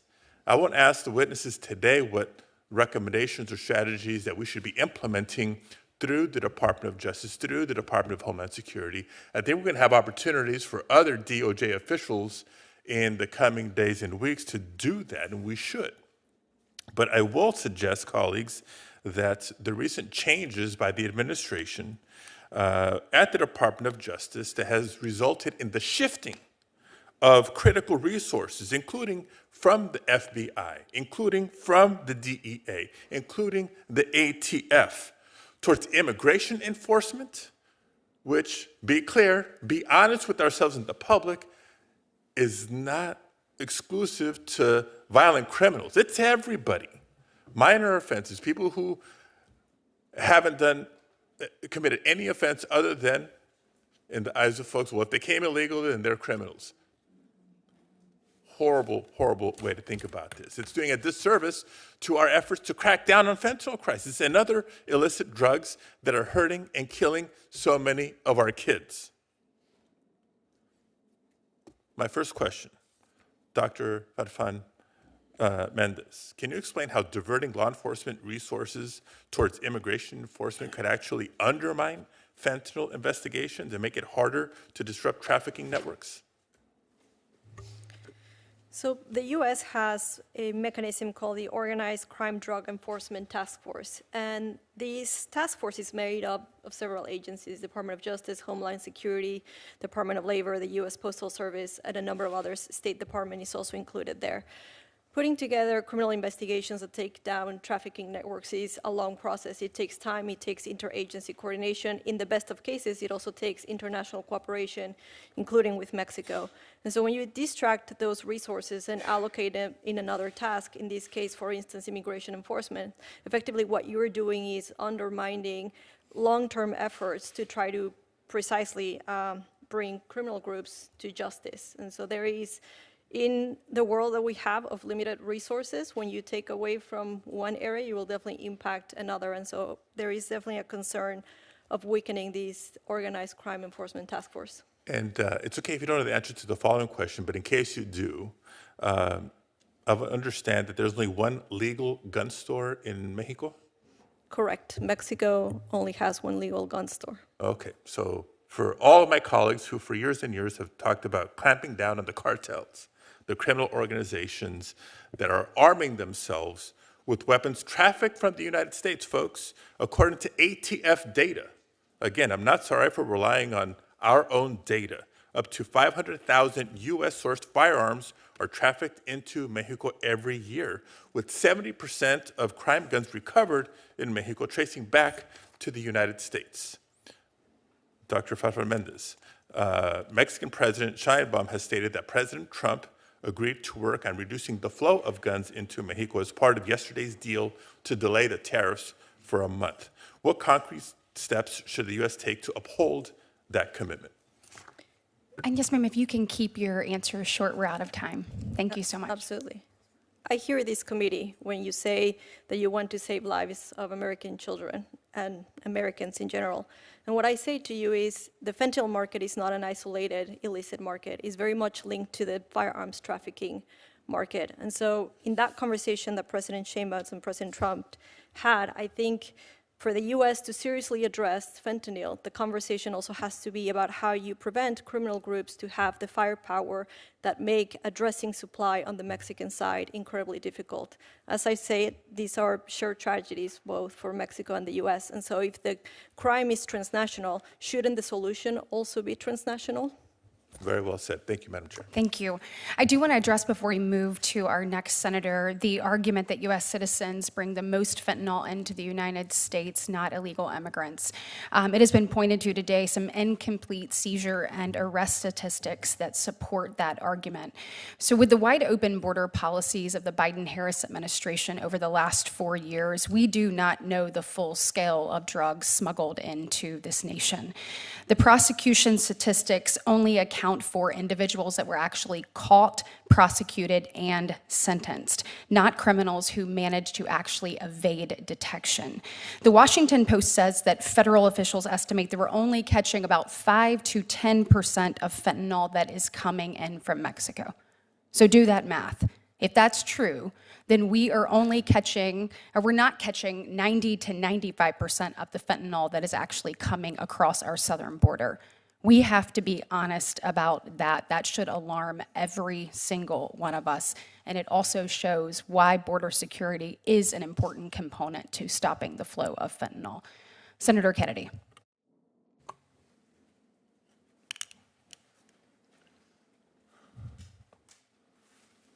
Dr. Farfan,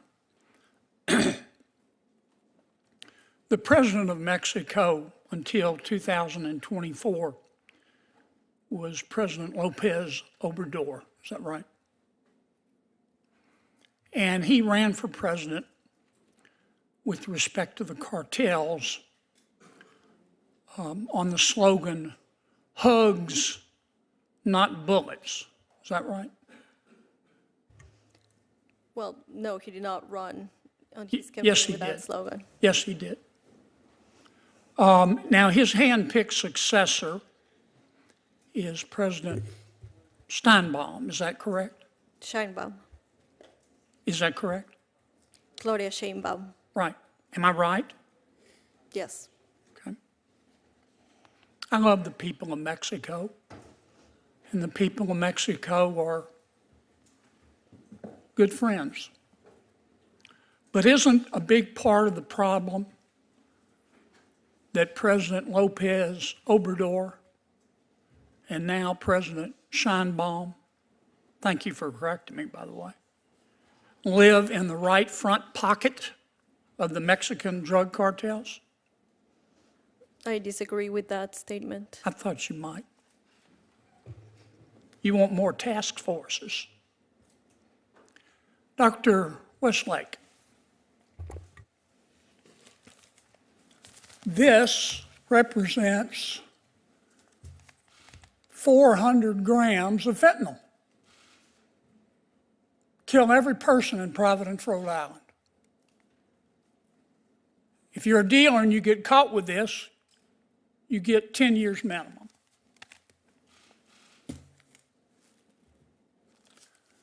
This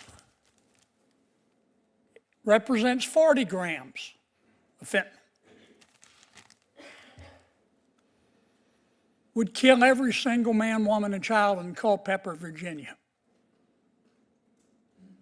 If you get caught with this amount, as a dealer, you get a 5-year minimum sentence. This is where it gets special. This represents 10 grams of PCP. If you get caught with it, as a dealer, you get 5 years minimum. Is fentanyl more dangerous than PCP? Yeah, absolutely, Senator. The fentanyl is classified, can be classified as a lethal weapon. I did a chart on it. And This is 5 grams of meth. That's what this represents. If you're a dealer and you get caught with it, your minimum sentence is 5 years. Is fentanyl, you get caught with this much fentanyl, 5 years or 10 years.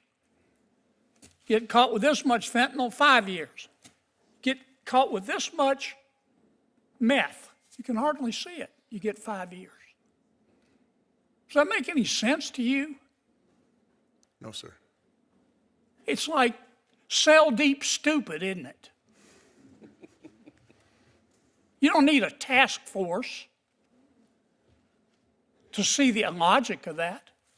I've got a bill, it's called the Fairness in Fentanyl Sentencing, I've reintroduced. This bill will lower the 5-year mandatory minimum for 40 grams of fentanyl to 2 grams of fentanyl. It'll lower the 10-year mandatory minimum from 400 grams of fentanyl to 20 grams of fentanyl. This bill won't punish addicts. It'll help. It's not going to help until President Lopez Obrador and President Scheinbaum get out of the pockets of the drug cartels. But it's a start. This bill will punish dealers. Thank you, Madam Chairman.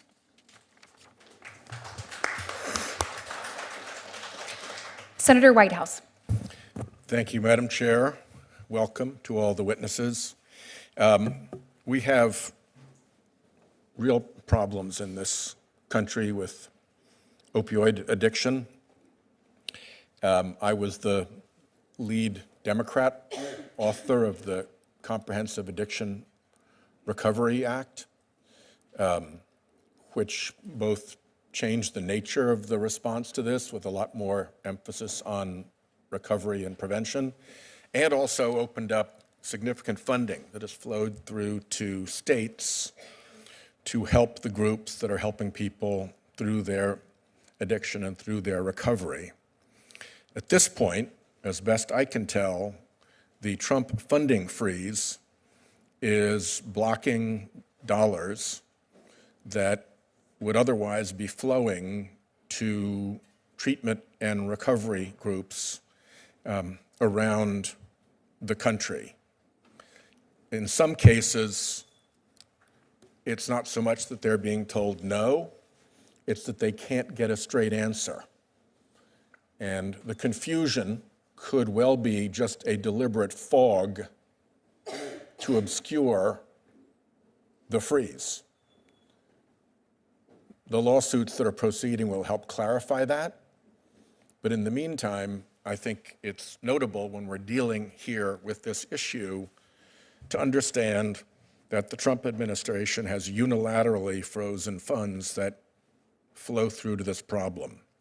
Our community health centers in Rhode Island are seeing funds similarly either blocked or fogged so that they can't get an answer that the funds are cleared. And it's through community health centers that a lot of people get their treatment as they deal with addiction and recovery issues. So I hope that we can get this freeze issue resolved now that 2 courts have found that it is illegal. In the same way that the Trump administration doesn't seem to respect the power of the purse and Congress, it is not clear that they respect the power of the courts to decide what the law is. So we will have to see, but we are clearly outside of constitutional bounds at this point, and people who count on addiction and recovery services are in the target hairs of this. We have agreed, I think, as a committee, and we've done some pretty good work together as a committee, Republicans and Democrats alike, to try to put pressure on drug sales that come via the internet and through social media. So it's disturbing to me that President Trump pardoned an individual who ran a drug-selling dark web site. He also had some murder for hire accusations, just to add a little bit of color to what a decent person he was.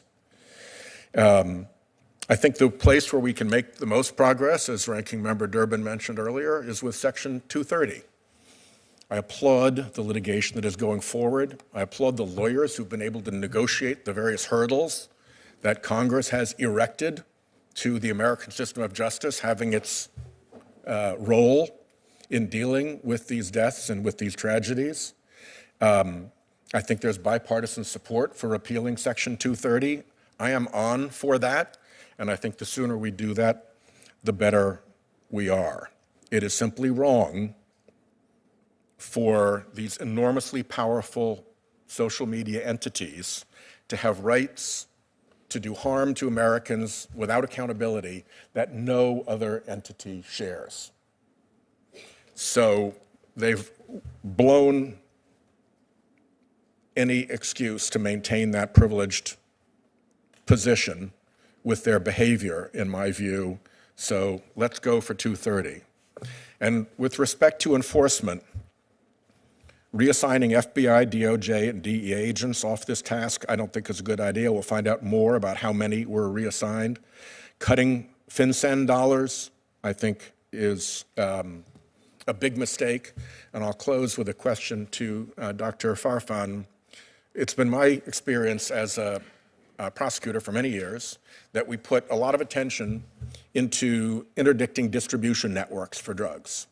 By comparison, we put a very small effort into interdicting the financial return of that money, the hiding of that money in international accounts and international dark money banking and covert other systems. What more should we be doing to get after the financing of these cartels? And is the gun traffic back to them part of the payment to them for the drugs that we try to interdict coming in? And we are out of time, so if you can keep your response brief, thank you. Well, customarily, as long as the question is asked before the clock runs out, the witness gets to answer it. Thank you. So in terms of the illicit flows, certainly there's, because money laundering takes place across jurisdictions, it requires also cooperation. So the best cases that we have seen between, for instance, Mexico and the United States of these money laundering operations had to do with working together between the two governments. Now, I understand this is not easily done, but these are the most effective cases of money laundering. Certainly, firearms trafficking is part of that. There's a clear notion that drugs normally come from the South and firearms and money flow from the United States to Mexico. And again, there's a linkage between these criminal markets. And if we want to save lives by tackling the fentanyl supply, then there should also be paying attention to money and firearms. Thank you, Chairman. I appreciate your courtesy. With regards to social media, I appreciate the work that's been done on this committee, and certainly Senator Blumenthal and Senator Blackburn and the work that they have done in a bipartisan way to address this. As a mom of a 14 and a 15-year-old who knows that Snapchat is used to tell people which color uniform they're supposed to wear that day, or they use it to figure out where friends are going to meet. You think that this can happen, to your point, to anyone, anywhere, and I am so grateful for you both using your voice to speak up and speak directly into this issue, so thank you. I do want to address complaints about the brief pause on grant funding. It's important to know that this was temporary. It was a temporary pause, and to the extent permitted by law, law enforcement grants aren't handed out during this time of year. Our constituent needs will continue to be taken care of while President Trump delivers on the job voters elected him to do. Voters ask him to grow our economy, protect our communities, and ensure that taxpayer dollars are used wisely. Examining spending is part of that. President Trump has always backed the blue, just like Chairman Grassley and just like myself. Additionally, one more thing before we move on, I'd like to enter into the record a letter of support from 11 law enforcement organizations for Halt Fentanyl, including the National Narcotic Officers Association, which is in town for its annual conference. I am pleased that we have several of their members here today as guests of Chairman Grassley. These organizations represent constituents from each of our states and a significant portion of our nation's federal, state, and local law enforcement communities. As their letter says, for the sake of public safety, we must pass Halt Fentanyl Act. Senator Blackburn. Thank you so much, Madam Chairman.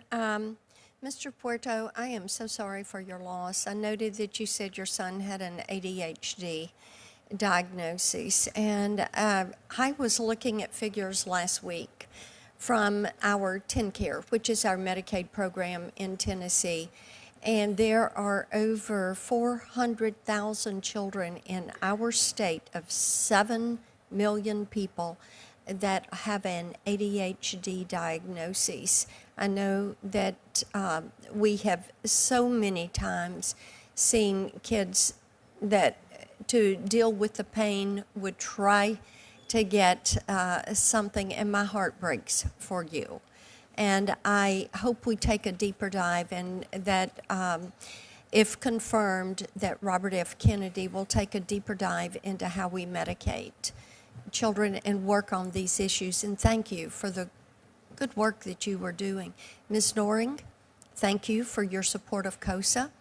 I appreciate that, and we share your heartbreak. I stepped out of committee to go speak to a group of children that are here for Wired Human and are working on this issue. And the work that you and other parents have done has encouraged these children to stand up and be a resource to their peers and to help them through this issue. So I thank you for that good work that you are doing. Sheriff Barnes, I want to talk with you about HIDA. I know that in 22, we had 134 criminal organizations that were dismantled by HIDA. We had over 8,700 kilograms of drugs that were removed nationally. And in Tennessee, our TBI director, Director Roush, every time he sees me, he says, we have to reauthorize HIDA because it is effective. And the Appalachia HIDA task force operating in Tennessee was responsible for moving $51 million street value of drugs off the market. So talk for a minute about why it is crucial that HIDA be reauthorized for law enforcement officers like you. Thank you, Senator Blackburn, and thank you for the reauthorization of HIDA. It's very important, and Director Roush is a good friend.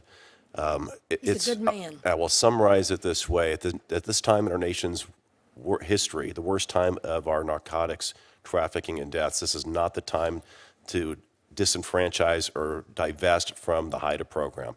HIDA programs are national. They rely on local law enforcement task forces and contributions. The HIDA funding doesn't really fully fund the HIDA programs. It offsets those contributions from locals. And right now, with our municipal agencies having hiring problems, they're stepping away from the HIDA programs. Keeping them staffed is very difficult. So that reauthorization is very critical to keep the glue together, to keep the HIDA programs running.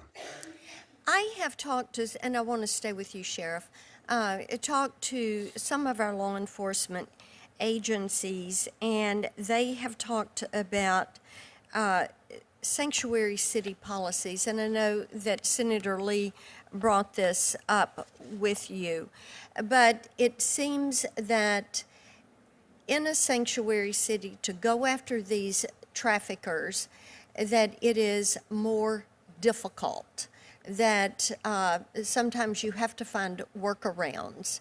And I would love for you to talk for just a minute about what we can do that would help you all as you try to deal with these sanctuary cities to get these drugs off the street.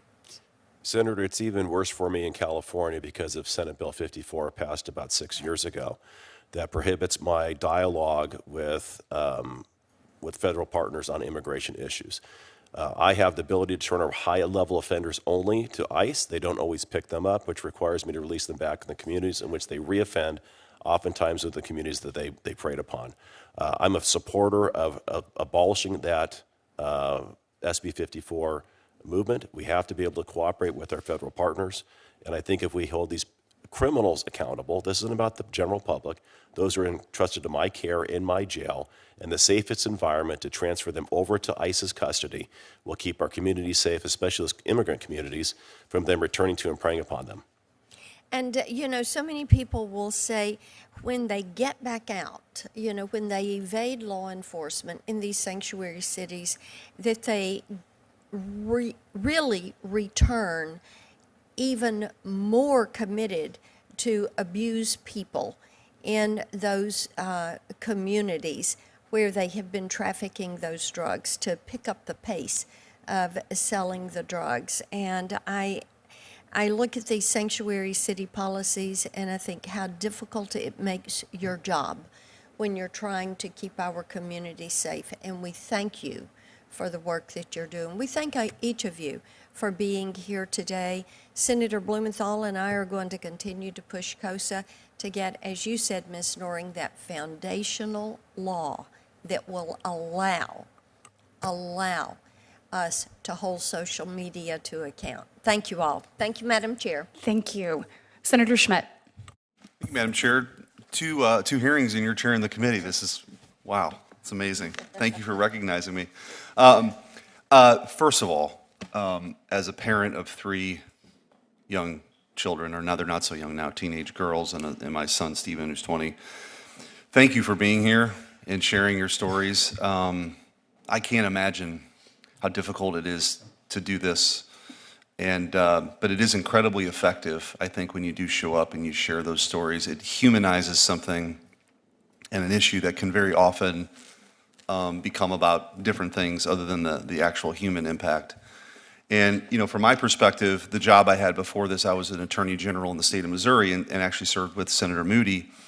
And we went down to the border and learned a lot about the activity and how the cartels, and it's not just the drugs, and there are obviously the drugs, but the value of the human trafficking alone, and this is a few years ago, was $100 million a week. A week. That is not that we're not even talking about the value of the drugs that they're moving, and the zones of influence that they have into the interior of the United States.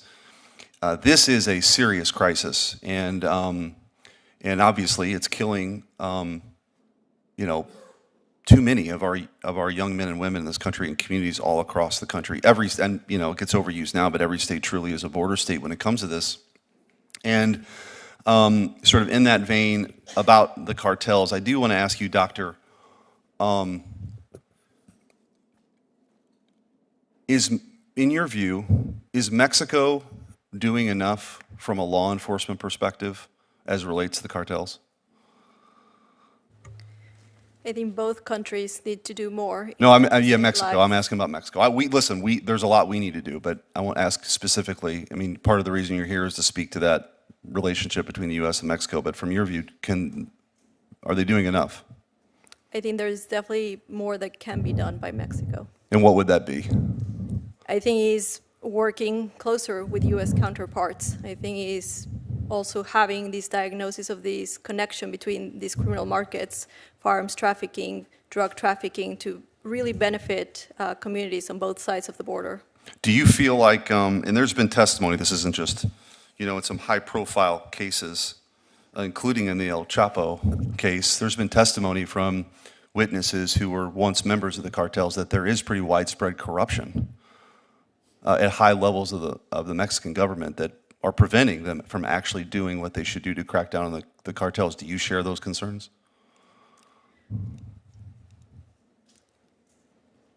I would not necessarily align myself with the testimony of potentially a criminal witness from a case like that. I understand there are concerns about corruption within Mexico, and I understand there's questions about needing to address that. Having said that, I think general accusations about corruption of the entire government, those are not necessarily productive for good U.S.-Mexico engagement. Well, I guess what I'm getting at is that there are people, and I get the complexities of some testimony, but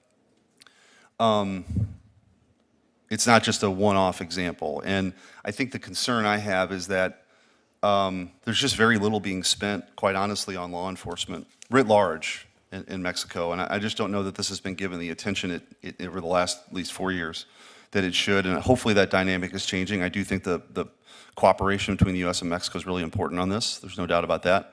But I want to, I guess, sort of turn my attention, Sheriff, to you, because with my limited time, you do have sort of one arm tied behind your back, given, I guess, the laws in the state of California, the sanctuary status, which isn't, I don't pretend to understand it at all. It's a mess. But when I was AG in Missouri, we had some pretty unique partnerships where we would deputize some people in our office to work in the U.S. Attorney's office to go after some violent crime that maybe at a local level they were choosing not to pursue.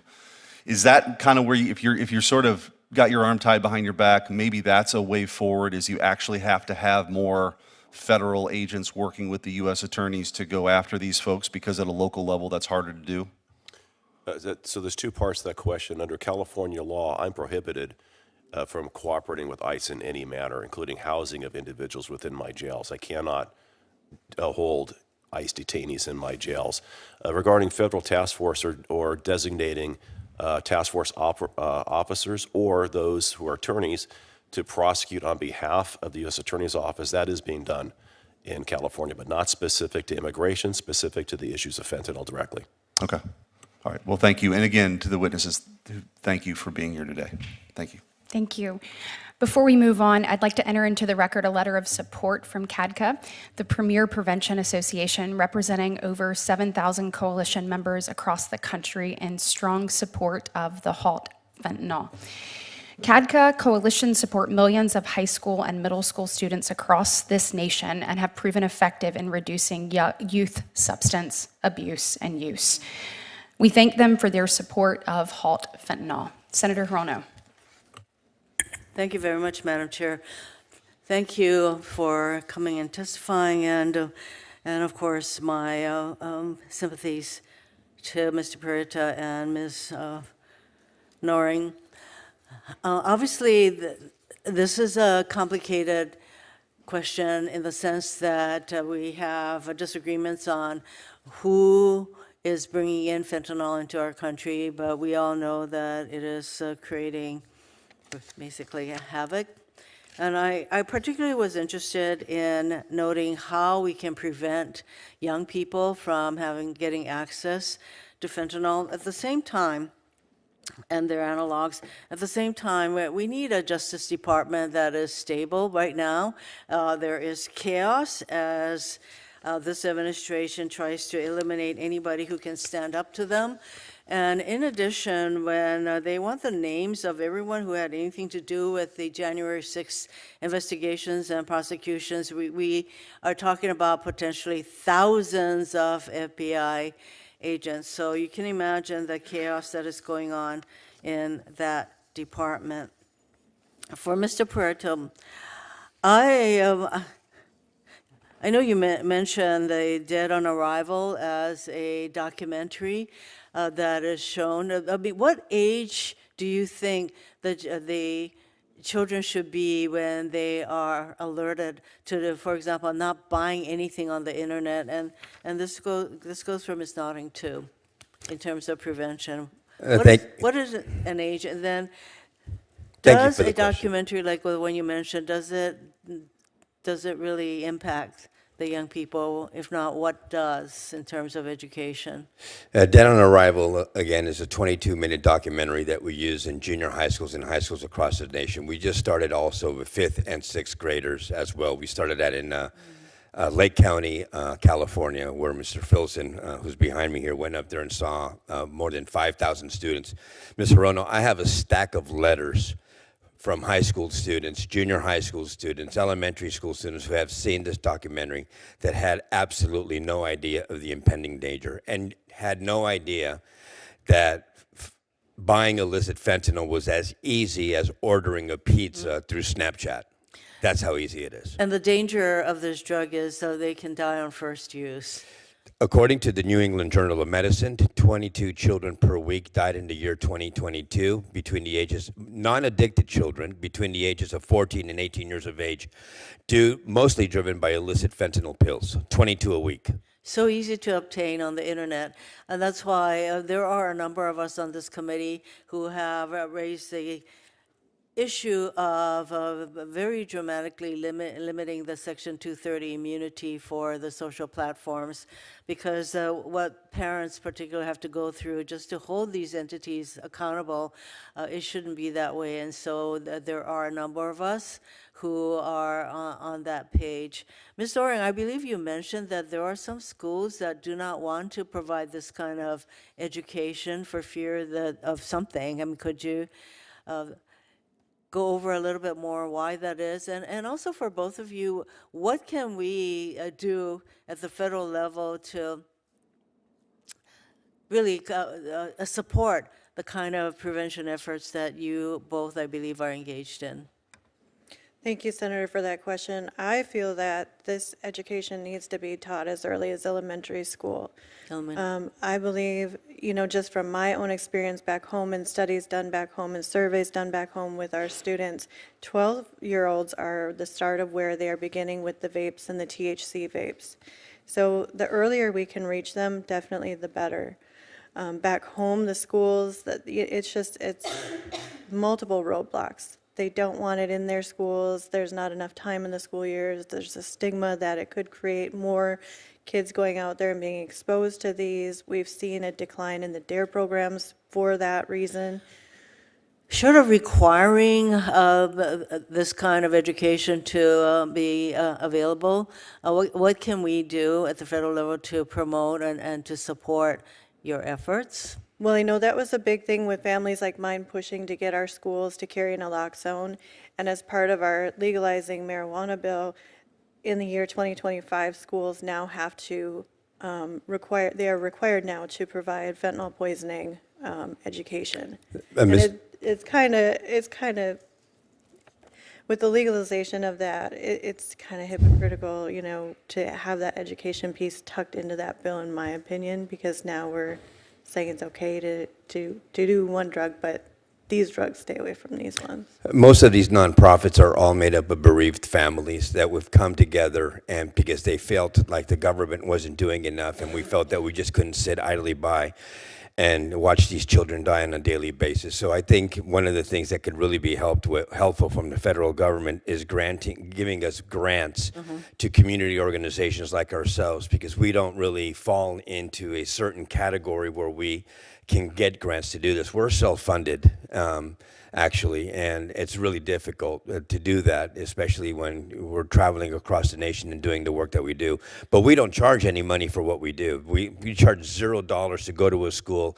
We take time out of our days, out of our weeks, and like I said, Mr. Filson was up in Lake County, California, up there for a full week educating 5,000 students on the dangers of illicit fentanyl. But community grants for our specific, I guess, niche, for a lack of better words, would be really great. I think that is something that we can do, provided that we have an administration that isn't going to put a blanket hold on all grants to entities such as yours. Thank you very much for your testimony and your suggestion. Thank you.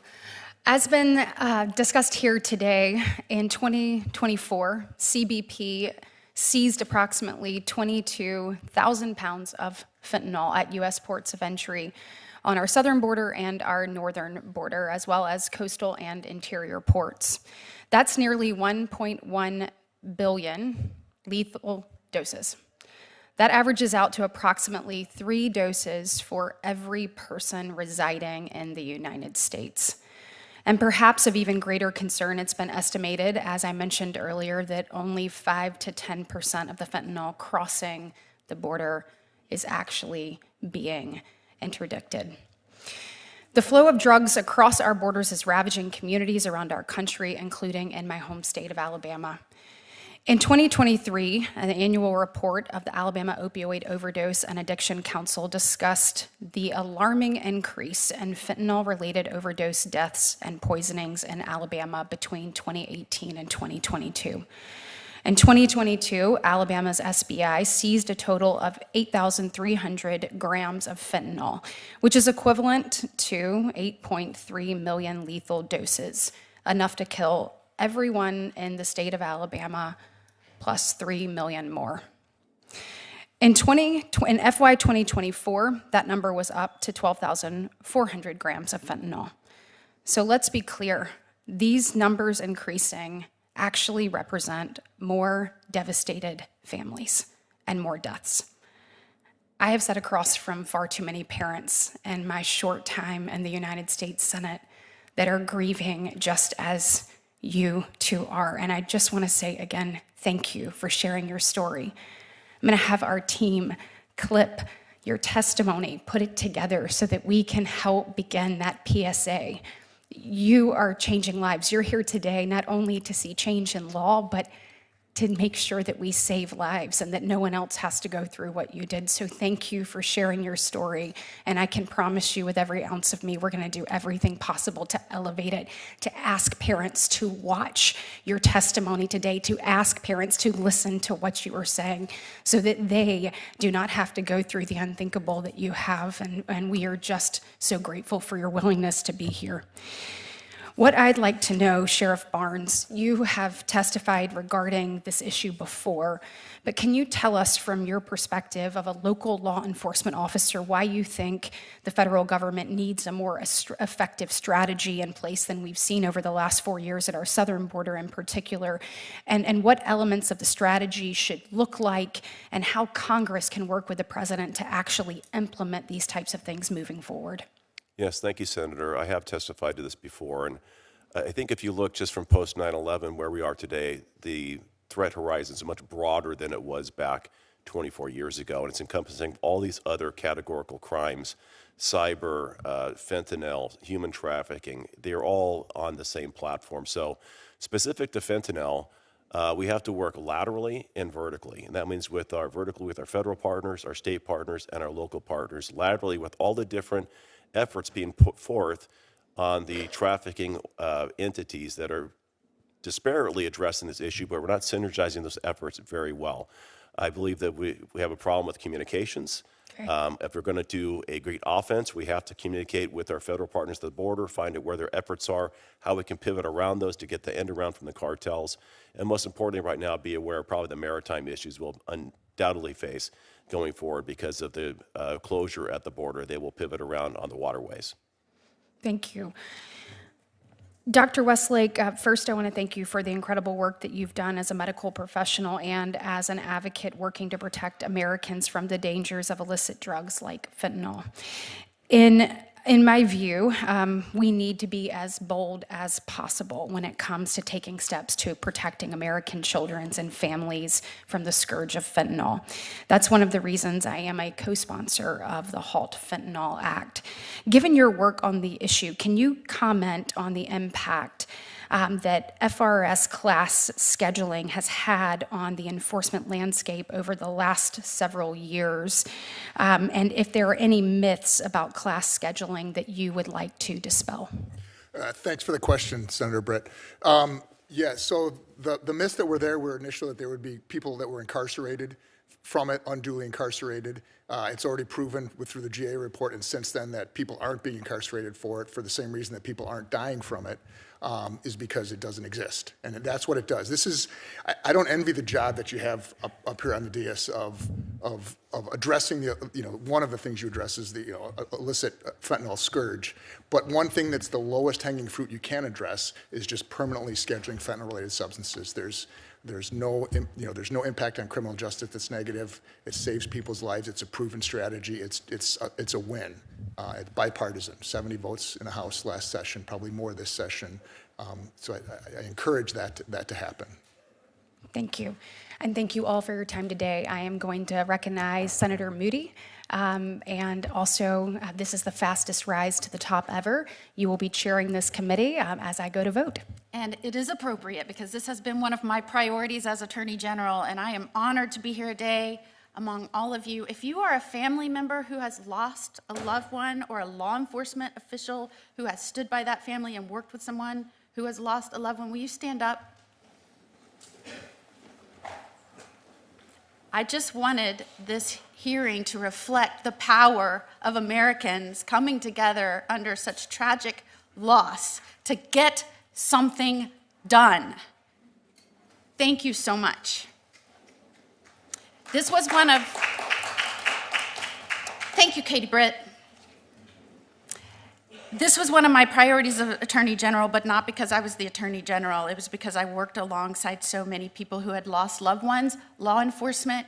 I am a mother of a teenager. I am the wife of a law enforcement officer. This is the #1 killer of working and fighting age Americans, period. So we have a lot to deal with, a lot on our plates as leaders in this nation. This is the #1 killer of working and fighting age Americans right now. It has been.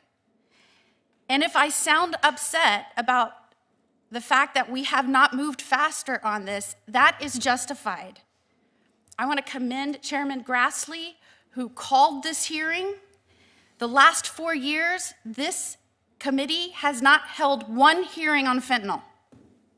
And again, I will repeat, this is the leading killer of working and fighting age Americans. And whether you are a lab in China, whether you are a cartel in Mexico, whether you are an organization that is sitting by while your company or your platform is being used to facilitate the trafficking of fentanyl and fentanyl-related substances, this is happening on purpose.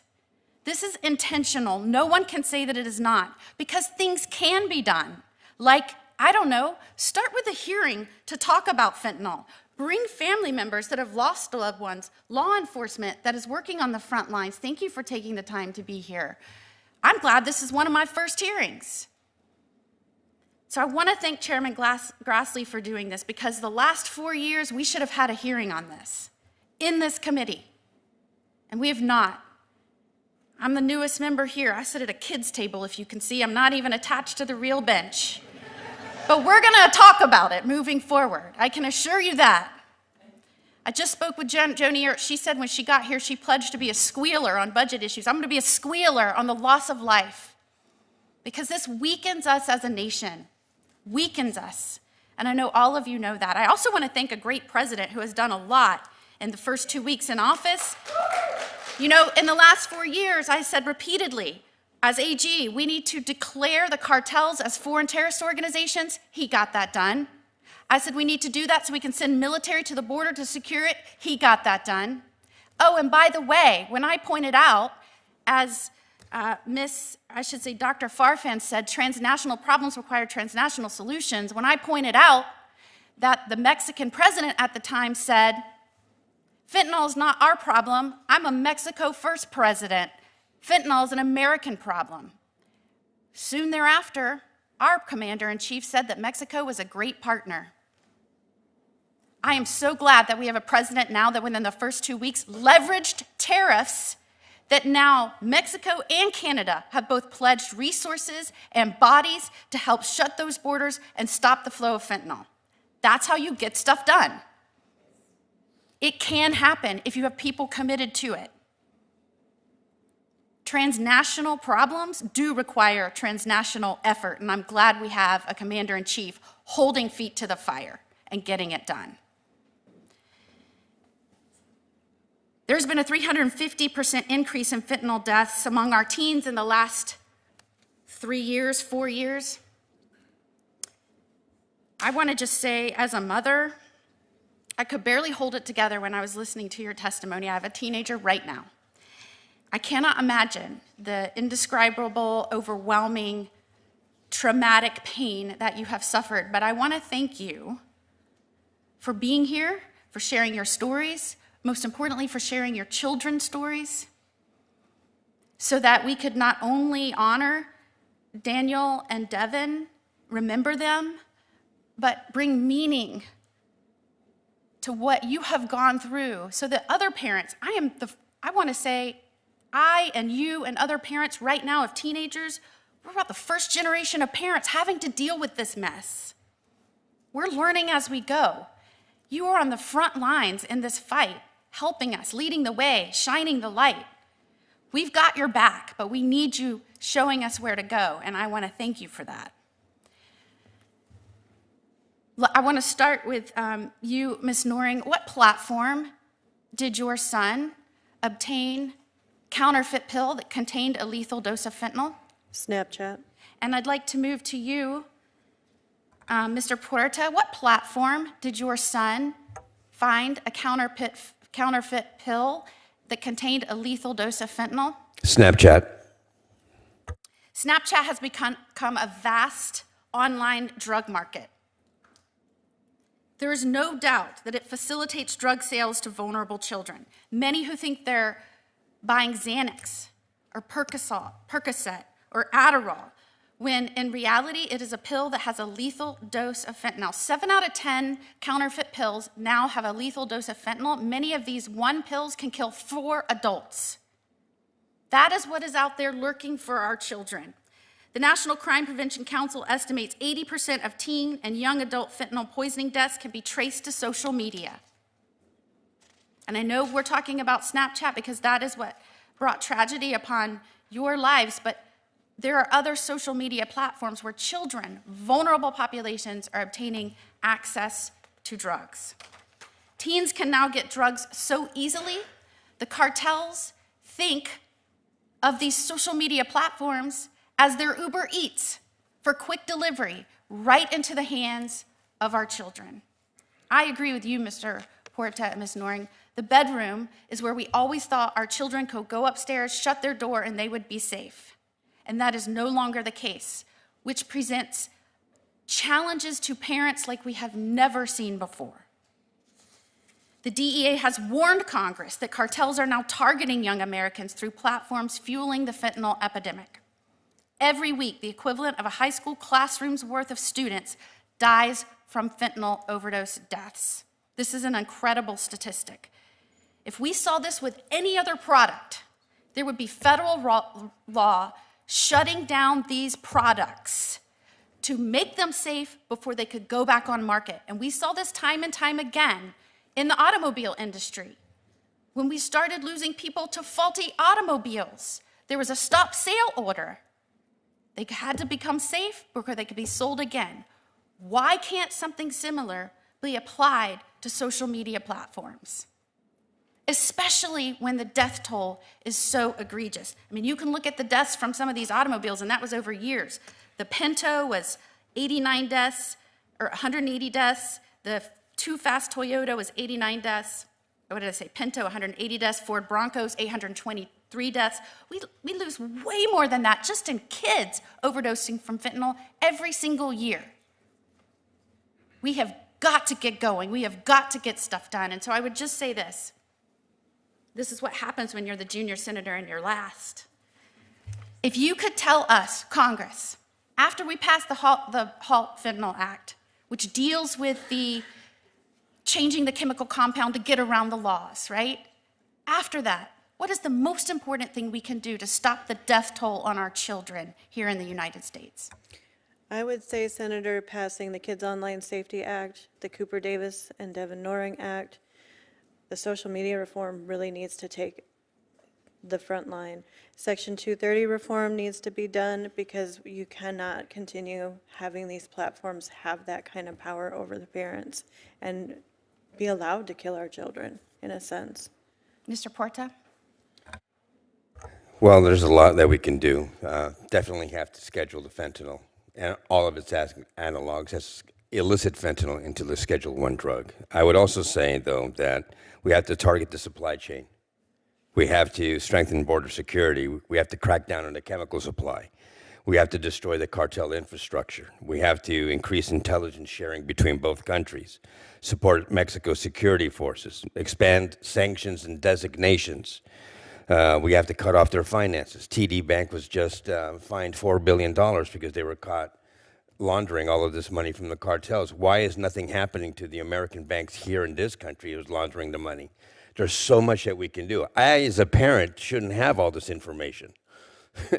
I'm just a small business owner from Santa Clarita, California. Why do I have all this information? Because I had to study this, because I don't want more kids to die. We have to go after these we have to go after the launderers. We have to go after, target corrupt officials on both sides of the aisle, not on the aisle, but in Mexico and here in the United States. We have to seize assets. We have to also reduce the demand for drugs here in the United States. There are a lot of people who are addicted to drugs here in the United States, and we have nothing for them. Nothing. We have Medi-Cal, maybe they'll give them 30-day rehabilitation, and then you're out on your own. We got to get them help as well. We have to expand addiction and treatment and recovery. We have to increase penalties for distributors. We have to hold Mexico accountable, pressure the Mexican government to do more, obviously. We have to leverage trade and diplomatic tools. Military intervention as a last resort. Mr. Trump, Donald Trump, our president, just designated them as all criminal cartels as FTOs, as a foreign terrorist organization. I think that's wonderful. I think that's needed. But we have the same problem here in the United States as well. So I think that it has to be bilateral, it has to be bipartisan, and there's a lot that needs to be done. If not, more kids are going to die. But definitely the first and most important aspect of this is getting this scheduled as a Scheduled 1. We have to do it, because if not, more kids are going to continue dying. Thank you for being here. Thank you. Thank you for your advising us, and Devin and Daniel certainly will be remembered in this committee, and you've made sure of that. Thank you so much. At this time, I get the honor of recognizing Senator Tillis. Well, what a rise. You're already chair. So they tell me. I think that what we just heard is really the mood of Congress in general. Ms. Farfan, first to the, I've spoken with too many families who are suffering through what you've suffered through. We have to change things. Ms. Farfan, I was here for the opening testimony, and you wanted to focus on the southern migration of weapons. I believe that's a serious concern, but you said something that concerned me, and it had to do with the will of the Mexican government. See, and I want you to, first I should say, I do believe that we have to hold the social media platforms accountable, but make no mistake about it, these thugs that run the cartels will find another way to get this poison here. If we don't dampen, if we don't do things that reduce the demand, and if we don't disrupt the supply, it'll just be a different way for the snakes to get this poison into our country. So we need to be smart and not high five if we do something with 230 that gets it off social media platforms. These disgusting murderers and poisoners will find a way. So we have to look at this like a multivariable equation and maybe come up with some solutions. But see, I want your perspective on this. I feel like the cartels in Mexico are reaching an almost co-equal branch of government in Mexico. I can't reconcile your opening statement with the reality that today the plazas on the northern border of Mexico are run by the cartels. The people trying to cross the border pay a fee. They're making more money off of human trafficking than they are drug smuggling. The Sinaloa cartels have what they call the Sinaloa Air Force, who come and drop fentanyl and ultralights and go back home. The Mexican government does not have control over the situation. There are precursors coming into Mexican ports, and they are being transferred to cartels who are manufacturing methamphetamine and fentanyl at scale and finding ways to get it into this country. Not in many cases with American citizens being the mules coming across the border. I get that. Certainly more American citizens responsible for the distribution to these children and adults of all ages who are dying. So it's interesting to me that President Trump was criticized for putting a potential tariff on Mexico. Everybody said it was going to be horrible, it was going to kill the economy. The only thing that it did over the course of a few days is prompt the now current president of Mexico to deploy 10,000 troops to the border. Well, if there's no problem, if there's no problem with them being an equal partner to the difficulties we have at the border, why would they do that? Because they're just afraid of a tariff, or are they recognizing that we're shedding light on a situation at the southern border that they have simply not made a priority? Why would they do that? Well, I cannot speak on behalf of the Mexican government. I do Well, not let me work. just back up then, because you're a smart person. I just absolutely reject out of hand that this is, we've got to deal with the illicit trade and guns going across the border. I agree with that. In fact, I got in trouble with some gun advocacy, Second Amendment advocacy groups, because I agree that we got to fix that problem. But and maybe just for the record, you can suggest to me why you think Mexico has done everything they have to play their part in preventing this poison from being manufactured. China, in plain sight, is sending precursors. The Mexican, whoever's running the ports and who are allowing supply chains to occur, are allowing it to occur at scale. And over 100,000 people are dying every year in this country, many of them as a result of fentanyl or opioids. More people die in North Carolina as a result of overdoses for fentanyl or opioids than people die on our highways. Most of this, most reasonable people, unless for the purposes of CUFERS, you can send me evidence that Mexico needs to wake up and be a partner and a friend to our South and address this as the problem that it is, and it's happening in plain sight among the Mexican authorities and among the cartels who have organized the plazas at the northern border, and they are running it. There is no way that Mexico sends 10,000 troops to their northern border if they don't think they've got a problem that President Trump has illuminated. Thank you all for being here today, but please understand that some of the things you've asked for are all just steps in the right direction, but this is far more complicated than any one thing we can do, and I look forward to continuing to engage with you. Thank you. Thank you, Senator Tillis. Senator Graham. Thank you very much. Sheriff Barnes, you've been involved in this space for quite a while, right? How would you describe the role of China in the fentanyl problem America faces? China is the first domino that tips in contributing to the fentanyl crisis. They are the contributor of the vast majority of the precursor chemicals, and if we deal with that, that would be the first great first step in dealing with it. When they say they're not, they're lying, right? I would say they're not being truthful, yes. Yeah, I would say they're lying. So there's a 10% tariff on China. One of the things that President Trump would like to accomplish is to protect our country from fentanyl poisoning. Sheriff Barnes, what you say the DEA echoes. Without China, this couldn't happen. China is an essential ingredient in the poisoning of America by fentanyl. To the Chinese Communist Party, you either change or there will be consequences coming from the Trump administration and the Congress. We're not going to sit by any longer and watch you enrich yourselves, different companies in China, at the expense of America. So be on notice. You either change your practices regarding supporting drug cartels in Mexico, China, or you will pay a heavy price. And that's not too much to ask. Do you agree, Sheriff Barnes? I do, Senator. Doctor, how do you say your last name, ma'am? Farfan. Okay. Do you think the drug cartels should be foreign terrorist organizations under U.S. law?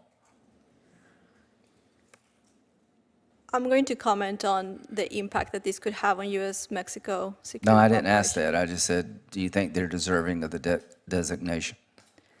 I believe it would really hinder the notion of shared responsibility that Well, is that's the not a question. cornerstone I mean, of U.S.-Mexico security cooperation. I think they've earned it 1,000 times over. And to our friends in Mexico, we want to work with you, but we're not going to sit on the sidelines any longer and watch drug labs right below the southern border manufacture out in the opening fentanyl and other drugs to kill Americans. We want to work with you. Sheriff Barnes, do you believe that in many ways Mexico has lost sovereignty over this issue? I believe the Mexican laws have failed domestically, and I believe that that has had downrange effects on U.S. lives. So to our friends in Mexico, we appreciate you sending the soldiers, but that's just a first step. As Senator Tillis said, we need to put the drug cartels on notice. You cannot thrive and survive the way you're doing today. Why are they in the drug business? Because the return on investment is large and the risk is small. They'll get out of this business when some of them get killed or go to jail. Do you agree with that, Sheriff Barnes? I do agree with that. I think that's a complex issue, but they're one component of it. Obviously, as the manufacturers, there's lack of accountability, and until we address the issues on both sides, the addiction issue north of the border and the supply issues south of the border, and many other things that have to happen. Well, I'm talking about the drug cartels. They're in this business because it seems to be a good business. They are the equivalent of Amazon, a Fortune 100 company. They operate in scale. I can't say it any better. And they're making money at the expense of us. To the two families, Mr. Noring, Mr. Puerta, how do you say your last name, sir? Puerta. Puerta. It's okay, though. I understand. You can't roll the R's. It's okay. Yeah, I have a lot of problems speaking at times, but I don't have any problem understanding what you're telling me. Both of you are telling me that your loved ones paid the ultimate price because of failed policies. Do you both agree with that? Yes, Senator. I agree, Senator. Okay, if you want to deal with this, we need to repeal Section 230. You should be allowed to sue. I agree, Senator. Snapchat should be sued. Absolutely. All these companies should be sued because they're fostering an environment that is killing people. They are a dangerous product. It's the only companies I know of in America that there is no government agency really regulating their behavior, and you can't sue them, and there are really no laws on the books that control their behavior and empower consumers. So if you feel hopeless out there as a parent and helpless, there's a reason you feel that way, because there's not a damn thing you can do about it. That needs to change. I wish you well in your lawsuits, and I will, until my last breath here, try to repeal Section 230. Thank you all very much. Thank you, Senator Graham. Senior to me, Senator Graham. You know, a lot can be done besides just allowing people to sue. I mean, we as the federal government can enact laws to stop this from happening in our country. It's abhorrent that more has not been done to stop this. And I wanted to just touch on a few things I was confused by and hope that we can get some enlightenment on that. You know, I'm wife of a law enforcement officer. I was a federal prosecutor myself, going after transnational criminal organizations and drug traffickers. And it was not uncommon that those wishing to push poison into our United States were not U.S. citizens. In fact, many actions taken against cartel members or otherwise were against foreign nationals. In fact, it was confusing to me that I heard a question about DEA participating in trying to help and assist with removing those here illegally committing crimes, especially those committing drug trafficking crimes while we're in the middle of a drug crisis. Why that would be confusing, or even suggested that that might be a waste of resource when, in my experience, and certainly in my husband's experience, many of his cases, especially involving drug trafficking, dealt with foreign nationals. It's not surprising to me that they would enlist the Drug Enforcement Administration to assist. So I would like to ask Sheriff Barnes, could you speak to the claim that most prosecutions for fentanyl trafficking is being done against U.S. citizens? Yes, I think the data that was said, first you have to look at this in the population that we're dealing with. You have the trafficking component, which is a large scale in mass bringing across the border narcotics, and then you have the distribution and sales part of that. And that oftentimes includes Americans on both sides. But those American citizens participating have a direct nexus to and are acting on behalf of the cartels. They're being compensated by the cartels for their actions and their trafficking. They're not operating independent of that. Generally speaking, Sheriff Barnes, once you have the upper echelons of cartels start pushing distribution down into the United States and others in the United States, that takes multiple people, correct? Thousands, in fact. Yes, it's a very organized marketing distribution network. But the profits, proceeds, and actors are all tied to the cartels. The drugs coming across have a nexus to cartels regardless of citizenry. The distribution is on behalf and behest of the cartels, and the profits are either laundered domestically to hide that in the continental United States, or are transited back across the border to the profit of the cartels. Recognizing the extent of the damage inflicted on our nation and our vulnerable populations from this crisis, and recognizing that so little has been done in the last 4 years, does it surprise you that a cross-agency effort to reel back some of the damage is being put into place? No, I do not think that's surprising. I think it's necessary to collaborate across not just different agencies, but different layers of government down to the local level. I think it's also necessary to synergize those efforts in a very coordinated fashion. Else we're just playing whack-a-mole with the cartels. It's not any one thing. It's doing 12 things simultaneously in a very coordinated fashion that's going to, I think, hinder the cartels and start making a difference. And in your opinion, the cooperation and partnership of state and local law enforcement is necessary to start having an effect to reel back in some of what's happened over the last 4 years? I think that even before 4 years ago and even more now, it's necessary to collaborate, develop partnerships in a vertical fashion with our federal, state, and locals, and horizontally across those same planes, federal agency to federal agency, state to state, local to local, and have a more intentional conversation and, quite honestly, a collaborative, coordinated effort to be on the offense rather than playing the defense. We've been on the defense too long and responding to the cartels. They're going to pivot around us. We need to be ahead of their next move to outmaneuver them and anticipate what they're going to do next. A devastating crisis certainly requires strong actions to solve it. When we first started using the term "just say no," I say we, although I was very young at the time. I don't know about y'all. I was very young. When Nancy Reagan first just said, "just say no," we were in a crisis of overdose deaths in our nation. We lost a little over 3,000 nationwide a year. We now lose 110,000 Americans every year. And I think it's important when we use the word crisis over and over so that we don't become immune to that and that we recognize the magnitude of what we are dealing with, that we remember what we used to frame as a crisis is now a national travesty. And if anyone says that this hasn't kneecapped the strength of our nation, they do not know what they are talking about.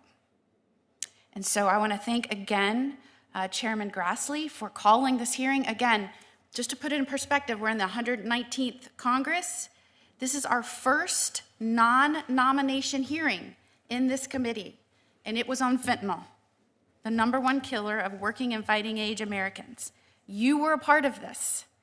This is a big deal moving forward. And hopefully the energy that not just our witnesses today brought, but the energy of everyone in this room, especially those that stood up and have felt this for so long and have directed that passion and that emotion towards change and progress. The 119th Congress hears you, we see you, and I'm going to be a squealer to make sure that they take action and move forward. So we appreciate you being here today. We appreciate all the witnesses for being here today. I used to be a judge before I went into this crazy, chaotic world of politics. I'm feeling back at home. The meeting is adjourned. Thank you so much.